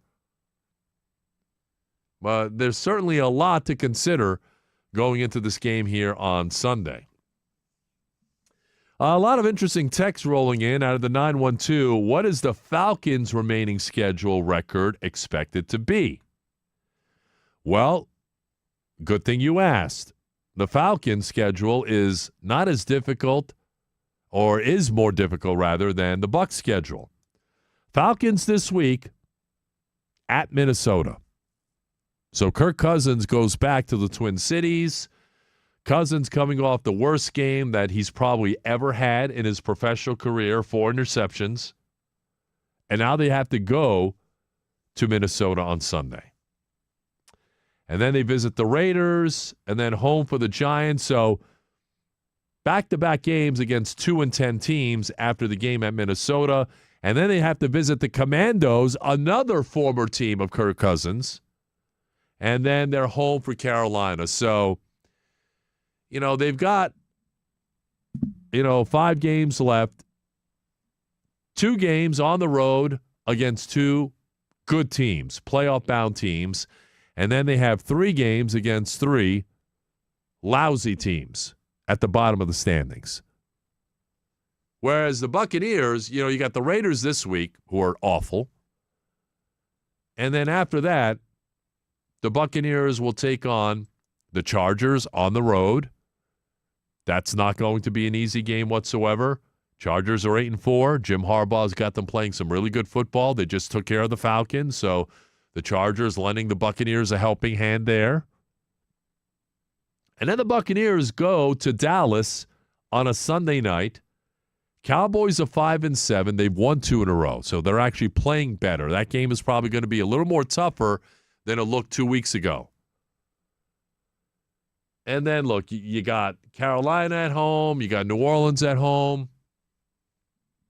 I think those are 2 games that the Buccaneers should be able to win. But those are rivalry games, as we know. And as you saw in college football from this past weekend, or NFL rivalries, I mean, Michigan was a 20-point underdog. But that is the one game, if you're a Michigan alum, if you're an Ohio State alum, the one game that you have to win every year is that game. And you just saw the Raiders at 2-10 push the 11-1 Chiefs right to the very brink. Another rivalry game. Two teams and two cities who don't like each other. And the Raiders should have won that game if it wasn't for a last-minute foul-up of epic proportions. So, as you know, rivalry games, college and the pro side, anything can happen. You can throw the records out when those two get together. 888-546-4620. We got Would You Rather coming up in a couple of minutes where, Chris Mathis has promised a very spirited, if not controversial edition of Would You Rather, which is coming up in about 10 minutes. Is that a surprise to you at all, Tom? I figure at this point you just know that's what's expected on Wednesdays. Otherwise, what am I doing? Well, I'm just wondering what's on the table. I know you're going to have some Bucs-related questions. Oh, yeah. Some Bucs, NFL, maybe a couple of Christmas season questions sprinkled in there, too. Juan Soto might be in the mix as well. Oh, Juan Soto, huh? Yeah, a little Major League Baseball chit-chat. So it is going to be electrifying. Electrifying. So would you rather? If you can handle that, Tom. I don't know. Maybe, I don't know if you can. If you don't want to, that's okay. We can, guess we could skip it. But I can handle anything that you can throw at me. Anything whatsoever. Let's throw it at the wall and see if it sticks, right? Absolutely. By the way, I want to thank Tim Brown, the Hall of Famer, for joining us on the show. In the last hour, he was with us at 4:30. That was fun. I had so many questions planned for him, and look, he was a good dude. When I brought up the Super Bowl, I wasn't sure how that conversation was going to go, but he handled it like a pro. Tim Brown is a pro. He is a pro. He was a 9-time Pro Bowler. College football Hall of Famer, came out of Notre Dame, played 17 years in the NFL, 16 of those with the Raiders, and you heard what he had to say about John Gruden and Gruden picking him up for his 17th year here in Tampa Bay. That was my first year in Tampa Bay back in 2004 where, he was a punt returner and he basically fair caught every punt. And that's all John wanted him to do was to catch punts and to fair catch them. But why do you want him to fair catch? I mean, because what was the deal there? Tim Brown was right at the end of his career, and the Raiders had cut him loose. So almost like a favor, though. If he's just there to catch punts, it's not like he's a true threat. That's exactly what that was all about. Hey, I know John you. Gruden You need did a job. him. That's right. John Gruden did Tim Brown a favor. And he kind of mentioned that a little bit in that conversation earlier, too. He did. And look, and as I mentioned many times here on the show, that's what life is about in any profession. Football, broadcasting, healthcare, construction, what have you. You're going to hire people that you know. If you move from one place to another and you have an opening, I'm like, oh, instead of some blind resume from some slapdick prospect, you're like, oh, I'm going to hire this person. Jack Mayhofer. I'm going to hire Jack Mayhofer. I'm going to hire a guy that I'm very familiar with because I know him. I don't know, Seymour Butts or Chris Mathis. That's a good one, man. That was a good one. There's the classic Ben Dover. He was a great guy as well. Ben Dover, am I gonna hire Ben Dover or Seymour Butts or Jack Mayhofer or am I gonna hire Tim Brown, somebody that I know? The name you know. Say this I'm gonna say this one time. I want a guy that I want at quarterback. I want Baker Mayfield. And for you Bowles haters out there, oh, you like Baker Mayfield? You think Baker Mayfield's great? Todd Bowles got him here. That's what you fail to understand. I'm not saying Todd Bowles is perfect. He's got a lot of flaws. He's not Andy Reid or Sean McVay. He's very average-ish when it comes to being an NFL head coach. But, there are some good qualities, too. You got your Baker Mayfield. And he also devised a game plan that won a Super Bowl against Patrick Mahomes, by the way, at the time. Tom, we love you. Well, thank you, Coach. You know, I'm here just giving people facts. Now, there are some things you can do better. Preparation, discipline, clock management, all of that stuff. That's something that, you know, is room for improvement when it comes to Todd. All right, when we come back here on the show, would you rather, and Chris Mathis, just give me a tease at least on one of these questions. All right, give me 2 seconds. I'm trying What to do you mean pull 2 this seconds? up. All right, here you go. All right, would you rather... All right, here's one. Would you rather see the Bucs go one and done in the playoffs and keep Todd Bowles as the head coach, or miss the playoffs if it meant firing Todd Bowles for Liam Cohen to be the head coach? Oh, that's a good one. Would you rather? What would you do? I'm going to tell you what I would do next here on The Drive. Hold on. WDAE Traffic update. from the Safe Touch Security Traffic Center. This report is sponsored by Macy's Backstage. Seen delays on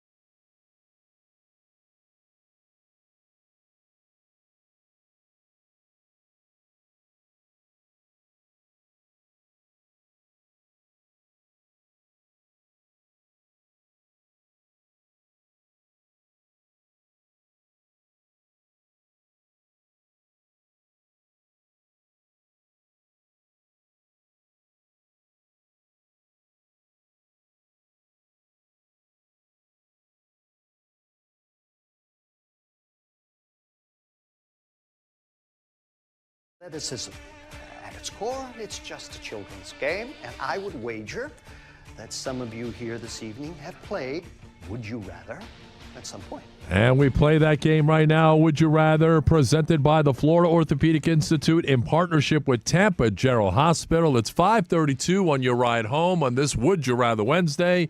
And here's the host of the segment, Chris Mathis. All right, Tampa Bay, and of course, you, Tom Krasnicki. Would you rather, as a sports fan, have season tickets to an above-average NFL team or a great NHL team? 8 NFL games, they're a little bit above average, or you're getting, 41? 41. Incredible games for hockey. Boy, I mean, if it's the Lightning, then I would take the Lightning. Really? Okay, so you saw what I did there. Just an above-average NFL team? Yes. Great. You caught on. All right, so you're going Lightning over Bucks, season tickets. Well, for 41 games, yes. Yeah, I think. If the Lightning are a great team, like the back-to-back Cup-winning teams, yes. I'm with you on that. Okay, would you rather all NFL or Major League Baseball games be played indoors? In the element of the game? Yeah. Weather? Look, football's made to be played in the elements, so I'd rather have them stay outside, honestly, and play the Major League Baseball games indoors. If that makes any sense. Yeah, no, it does. All right, we'll continue here with Would You Rather. Wait, what are you coming up with some of this stuff? Hey, some of this stuff, you got to watch yourself. You never know, Tom. You need to watch yourself. We'll keep things rocking and rolling. I was strolling throughout the building today. Did not see Todd Bowles, but did see quite a few familiar faces. And talked with Aaron Jacobson as well, and we talked about the Rays, and he told me about the trade rumors. Jeffrey Springs. Oh, man. No, I love Aaron. Jeffrey Springs. Aaron's good, people. Pete Fairbanks. Yep. Who would you rather be without this upcoming season? If you had to pick one or the other, who would you let go? Jeffrey Springs. Or Pete? Well, listen, I love Pete Fairbanks. I want to keep him around. And the reason why Jeffrey Springs might be a little more expendable is because you have Shane McClanahan returning. Our guy Ryan Pepio is going to be back. You know, you got Taj Bradley. You still got Drew Rasmussen. You still got quite a few options in that starting rotation. By the way, I've been in contact with Ryan Pepio. Have you? Okay. Yeah, so he was in Australia, and I told him, don't go out there boxing kangaroos. Yeah, what'd he say? He laughed. He goes, don't worry. He goes, I'm not going anywhere near them, dude. They're a little too tough for me, he said. Or spiders, too, right? Those Australian spiders. He's got to stay away from that. Too funny. Okay, all right. If you are Juan Soto, would you rather sign for the most money and longest contract on a team that's less likely to make the World Series, like the Blue Jays, Red Sox, Mets, or take less money and years to play for a contender like the Yankees or Dodgers? What makes you think the Mets can't be a contender? If Juan Soto goes there, they're a contender. They are until they're not. You know, that's just a it's more so in the history of the franchise as of late. I'm kind of just speculating there. The Mets were just in the playoffs. I know, but what'd they do? Not much. That's all I'm getting at. You know, they beat the Phillies. They did. You know, and they couldn't get past the Dodgers, though. They're a good team. I'm just saying in terms of going to win the World Series, you know. Well, look, I mean, relatively speaking, if I'm Juan Soto, I would rather go somewhere where I have a chance to win. Now, he's already won, by the way. He won with the Nationals when he was a baby, like when he was 10 years old, it seemed like. Right. And who knows how really old he is, by the way. I'm just putting that out there. But I would rather go somewhere where I have a really good team around me, where all of the pressure is not on me. So I would take less to go to a contender, absolutely, than to go to, I don't know, like the White Sox, for instance, who had the worst team. I don't think we've addressed the offense since we last talked. Listen, the Rays, I mean, you put Juan Soto on the Rays are probably in the World Series, to be quite honest with you. I'm just telling you right now. Oh, man, that's with the Rays pitching, you put Juan Soto there with the Rays, just taking money out of it, just for 2 seconds, the Rays are in the World Series. If the pitching staff stays healthy for once, right? Look, they have an abundance, and they have a surplus of pitching, which Eric Neander is always priding himself on doing. You know? Oh, yeah. We'll continue here. Would you rather on the drive? If you were the New York Jets. Oh. Yeah. Would you, in hindsight, would you have rather stuck with Zach Wilson or endured this Aaron Rodgers error? No. Not error. Error. It's an error. There's no question. I still would have picked Aaron Rodgers because, you're banking on a guy who's a 4-time NFL MVP on maybe trying to resurrect or elevate the franchise, which obviously he has not been able to do. It's been the complete opposite. And it only makes you appreciate, again, what the Buccaneers and Tom Brady did. Brady picked the Bucs because he saw that they were the most complete team. All they needed was a quarterback. They won 7-9 the year before with the 30-for-30 year with Jameis. And how are y'all doing? Good, Jameis. Appreciate it, buddy. By the way, he just threw another interception. No. You insulted him a little bit. And it's picked off. Intercepted. Another pick six.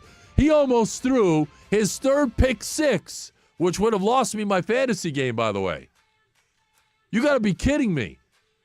Have we seen a defense with 3 pick sixes in one game? It almost happened. Had they not chased that dude down from behind, it would have happened. But anyway, I still would have rolled the dice with Aaron Rodgers because he was a proven guy, but it turned out to blow up in their faces. Yeah, it did. Unfortunately, I was pulling for him, but it has been ugly. And you speak of fantasy football, it's playoff time. I mean, it's win or go home. It's man up or, be a toddler, put on the diapers. So here we go, Tom. Wow. Would you rather finish in the top? How many fantasy leagues are you in? 3. 3? Okay. Would you rather at least finish in the top 4 of each of your fantasy football leagues? At least. You could do even better than that. Or the Bucs be guaranteed to win 2 playoff games. And I know you got some money on the line in those fantasy leagues. Where are you going, Tom? 3 at least in the top 4. I'm picking the Bucs to win at least 2 playoff games. All right. Because I can profit from that experience as well. Mm-hmm. And more football. I'll just leave it at that. And it's football. All right? I want the Buccaneers playing deep into January. You better believe it.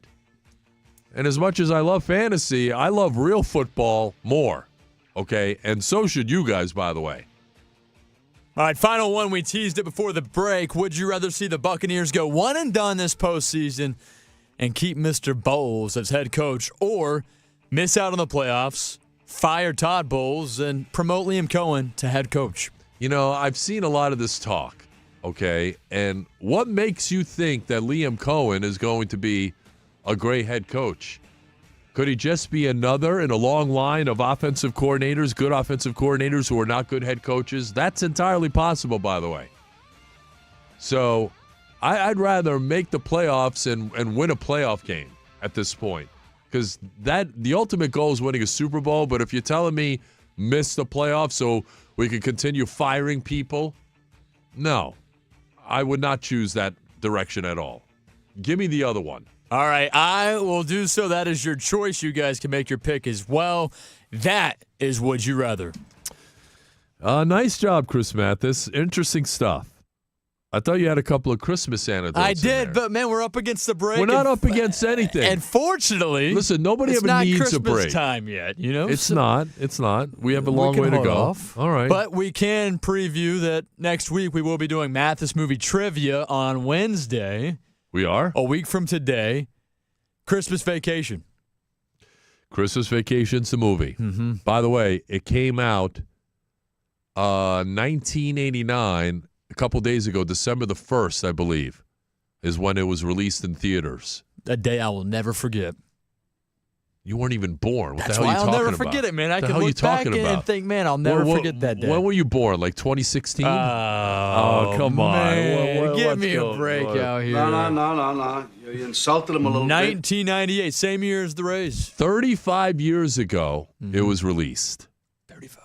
And it was on last night. I was sitting down about to do TV with Ronnie Lane, and it was on in the background. I had to turn it off because I was laughing my ass off. Can I refill your eggnog for you? Get you something to eat? Drive you out to the middle of nowhere? Leave you for dead? No, Clark, I'm just glad to be here. Would you rather, presented by Tampa General Hospital, in partnership with the Florida Orthopedic Institute. They provide you access to one of the top orthopedic programs in the nation. Schedule an appointment today, floridaortho.com. All right, we have to take a break because no one ever needs a break. But when we come back, news out of the NFL, and also what's on tonight, and that is coming up next here on The Drive. Don't move. Schnell. Tuned in to The Drive with TKras. It is The Drive, and it is presented by my guys over at Moss Nissan, where their goal is to never lose your business over price. Chris Mathis is here as well, and the holidays are here too. Moss Nissan, guys, is doing whatever it takes to make this holiday season unforgettable for your shot and get this up to $5,000 in holiday cash. Here is the deal. Visit any Moss Nissan location, pick out a new or pre-owned vehicle. Once the deal is done, you'll simply walk over to their holiday tree and pick out an envelope. Oh, man, I got to do that when I'm there next week. You're just going to run up? Yeah, Absolutely. you need to go grab one. Get me one too, Tom. Yeah, I'll get you one. All right. Inside that envelope, you can score anywhere from $500 to $5,000 in holiday cash. You heard me right.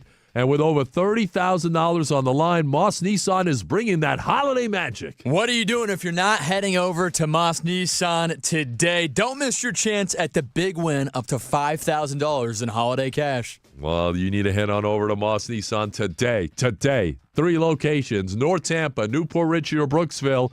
Or check out their inventory online at mossnissan.com. Moss Nissan, doing whatever it takes to make your holidays epic. Merry Christmas! WDAE Traffic update. This report is sponsored.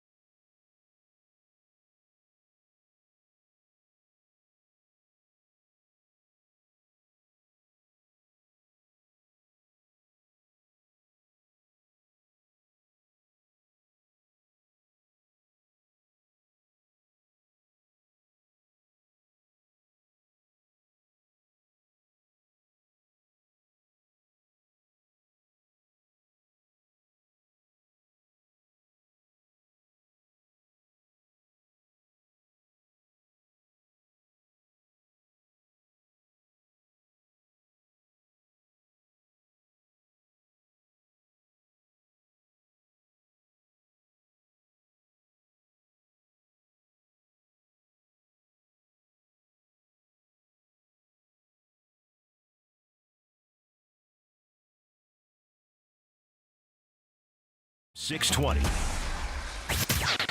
What's on tonight with The Drive with TKras? Yes, sir, and it's brought to you by our guy, John Howard. I got to see him today at our Klein Christmas. Yeah, great to see John Howard. He's awesome. So is his amazing team at HowardTeamHomeLoans.com. Here's our guy, Chris Mathis. Yeah, John Howard, always just a very happy, exciting guy and loves to take care of everybody. I mean, you walk around, you run into him, he's joyful, he's energetic. He's also very creative on social media as well. But, yeah, we talk about the NBA game earlier today on The Drive when we constructed a W between the Lakers and the Heat. That game will tip off at 7:30. If you've missed anything of our show, any bit of it, any segment, any feature, any hour for that matter, if you were busy in the store going Christmas shopping or checking out Moss Nissan to go buy a new vehicle, you guys might have missed something right here on the show. So you want to go back, listen to it for free, commercial free, on the free iHeartRadio app. Search up The Drive with TKras. I didn't say anything. He's a bum. I'm just telling you to download the app. That's what's on tonight. Oh, field goal so good from 55 yards. Trent Gill, it was a low snap. Trent Gill couldn't put it down. Chase McLaughlin missed the field goal. Oh, man. What's going to happen, I can't believe it. We're tied at 23. I think the Bucs are going to lose. They might, man. I wonder what Dave Canales is thinking about this team. Yeah, rough one, right? It was rough. He pushed that thing to the left. Oh, I'm telling you, man. This game was wild. I wonder if there are any Buccaneer fans out there wondering, wait, what's going on right now? If they're just tuned in. Well, this is a replay on the NFL Network. We are watching the replay. The NFL Network is replaying the overtime win by the Buccaneers. Sorry to spoil it for some of you between the Bucs and the Panthers. So right now we're in overtime, and McLaughlin just missed the 55-yarder, and Bryce Young's about to get blitzed right here. And he sees it. He's calling an audible. Hubbard is in the backfield all by himself. He's about to fumble the football away. Back to pass. Bryce Young has to see me 2 times a year. Well, you saw him once. Bryce Young on a scramble, and he's out of bounds at the 50-yard line. Off a bootleg. Gain of 5. 888-546-4620. I think the Adam Thielen one-handed catch is coming up right here. The ball is at midfield. What an extraordinary catch, man. Oh, man. You know what? And that touchdown catch that wasn't a touchdown? That was a touchdown. That was great, too. The Bucs, all I hear from Bucs fans cry, hey, the officials are always against us. Shut up. Tom, you know the old saying. I'm sure you do. No, I don't. I don't know any old sayings. You know, ball don't lie? Ball don't lie. I thought that Adam Thielen one-handed catch was going to be that moment. Ball didn't lie. He did score that earlier in that game, but didn't count. But in the very next play. All I got to say is thank God for Anthony Nelson. And thank God for his wife, Jordan Nelson, who gave birth on Friday. Thank you, Jordan. Thank you, Jordan, as opposed to Sunday. If it's Sunday, Anthony Nelson doesn't play. Hashtag thank you, Jordan. We appreciate you. Yes. Thank you, Jordan. A lot of you Bucs fans should be doing that. Thank you, Jordan. All right, so the injury report is out. By the way, Trevor Lawrence placed on injured reserve. He's going to miss the rest of the season as a result of that dastardly hit by Azeez El-Shire, who got suspended. Oh, there's the one-handed catch. Unbelievable by Thielen. Right in front of the Bucs bench. Did you see that? Oh, yeah. Oh, what happens next? He showed off. Look at that. So he makes his, who's trailing on that play? Who's the guy with the hair there? Is that, I can't tell from this angle. Now, I forget what play it was, Tom, but did you see that play in which Antoine Winfield he got beat? Josh Hayes? It's pretty obvious. Oh, yeah. That's frustrating to me. So this is the play right here. The ball's at the 34-yard line. And Bryce Young takes a snap. He hands it off to Chuba Hubbard. Chuba Hubbard is firing. Oh, the ball stripped away. Fumble. We got the ball. Yeah. Diaby recovers the ball. It was stripped away by Anthony Nelson. The biggest play of the year for your Tampa Bay Buccaneers. Fired him. Fire that punter. It's exciting. No. You had to sneak that one in there. What did I do? All right, so the Bucs injury report is out. Did not practice today. Bucky Irving. He's listed with a hip/back injury. KJ Britt didn't practice with his ankle. Mike Edwards didn't practice with his hamstring. And the information we're getting is that Mike Edwards will not play this week. Oh, Mike Evans. Oh, no. Mike Evans didn't practice today because of a hamstring/calf injury. Are you freaking kidding me? I almost said the other word. He wants you to be I available. want you to be available, Mike. So Mike didn't practice today. Hamstring/calf. Oh, my goodness. Yep, and not only, you worry about the game on Sunday, but now you really question that 1,000 yards.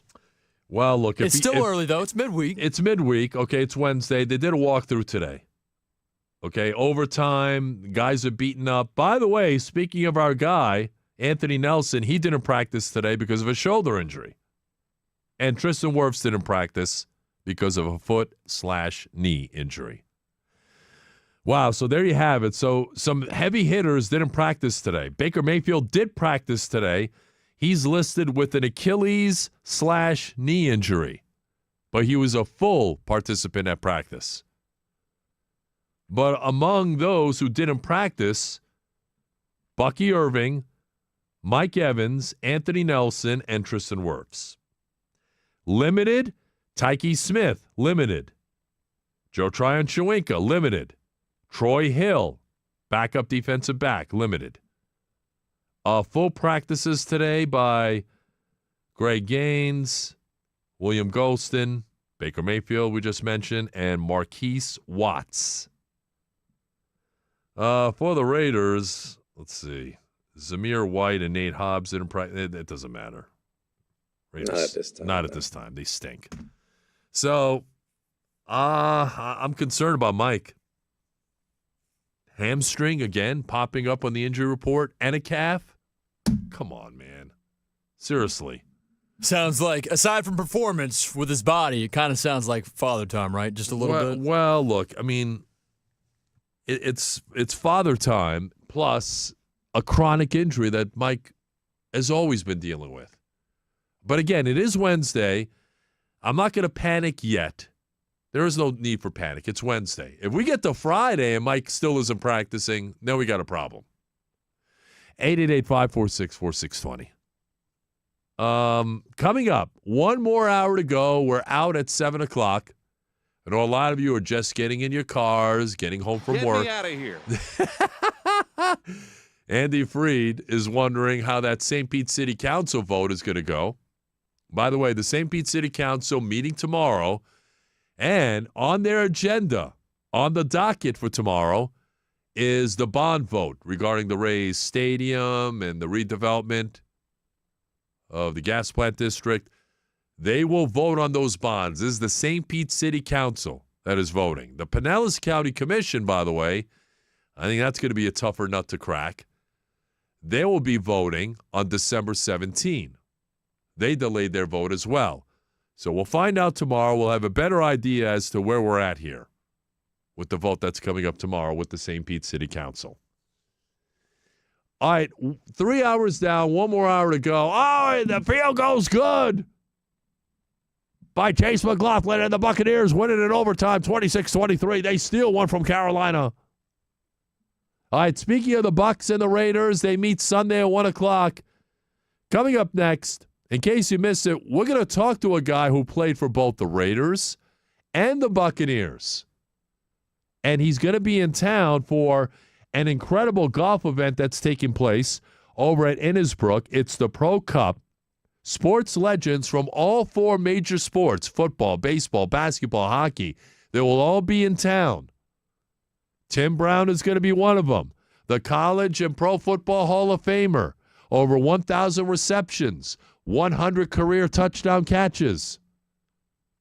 What about that Super Bowl? What does he remember most about that game where the Buccaneer defense appeared to know all of the plays? How does he feel about John Gruden, his former coach? Does he think John Gruden will be back in the NFL? What about Tom Brady taking over the Raiders? What is that going to look like? So many questions. We'll get the answers. Hall of Famer Tim Brown will join the show coming up next. You're tuned in to The Drive with TKras. It's been a busy show. Earlier today, we caught up with the lovely and talented Julie Weintraub over at the Golden Diamond Source. Guys, the holidays are here, and if you're looking for a gift idea for your wife or your girlfriend, or if you're looking to pop the big question, there's only one place to go, and that's the Golden Diamond Source, where this holiday season you can make her jaw drop. The Golden Diamond Source has the perfect piece to show her. She's one of a kind. And if you're looking for a gift that says forever, find stunning engagement rings, diamond bracelets, and more over at the Golden Diamond Source, because she deserves the best. Don't settle for anything less than perfection. At the Golden Diamond Source, we make it easy to give her the gift that she will never forget. The Golden Diamond Source has experts, and they will help you find that perfect gift without all that mall madness and jousting for parking spots. Forget about that. Go to the Golden Diamond Source. It's huge. They've got so many experts. They're friendly. They're knowledgeable. They're going to help you find the perfect gift for that perfect someone. From statement necklaces to elegant diamond earrings, the Golden Diamond Source is the only place to shop this holiday season for that gift of a lifetime. And you can finance your purchase, 0% interest up to 5 years. You can get a $5,000 diamond for only $84 a month. Visit the Golden Diamond Source today, where you'll find the perfect gift. 3800 Overton Road in Clearwater. Always online at goldendiamond.com. Tell them TKras sent you. Tampa Bay Sports Radio, 95.3.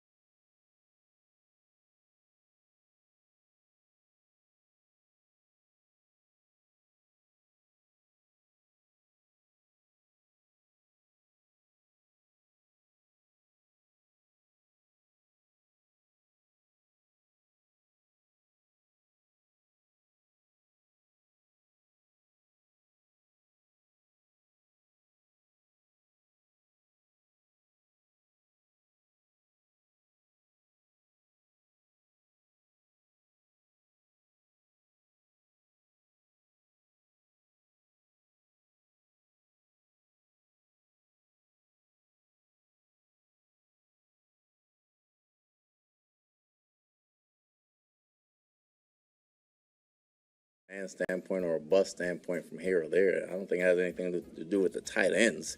It's about us taking care of us and doing the little things right and being where we're supposed to be. He's a tough cover regardless. He's going to be a tough cover for anybody every week he plays. So we just got to try to contain him and not try. He's going to get some plays. We just can't let him get the yak yards or the big plays.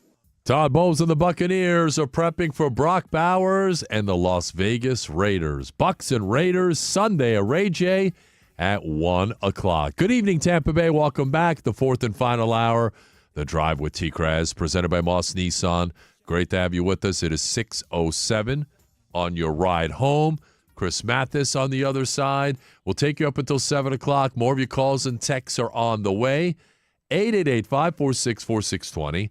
Text at 82945. You just heard Todd Bowles talking about the middle of the field, which has been a problem for this Buccaneer defense. And I think it could be another issue on Sunday. Look, the Raiders aren't very good. They're 2-10. They've dropped, 8 in a row?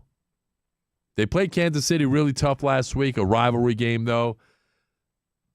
I don't know if they're going to have that same type of vigor or intensity this week against the Bucs. Here's what I do know. Brock Bowers is a stud. And as a rookie tight end, he's doing some things we haven't seen in the NFL in quite some time. He leads the NFL in receptions. He's got 84. He's fourth in the NFL in receiving yards. He's been targeted 40 times in the last 3 weeks. 4-0. So if you have him in fantasy, you know that.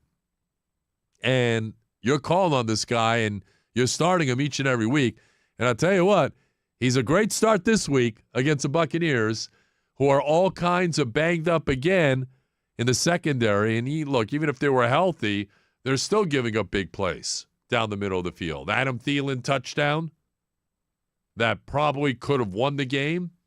The first Adam Thielen touchdown that wasn't ruled a touchdown, even though it was a touchdown, down the middle of the field.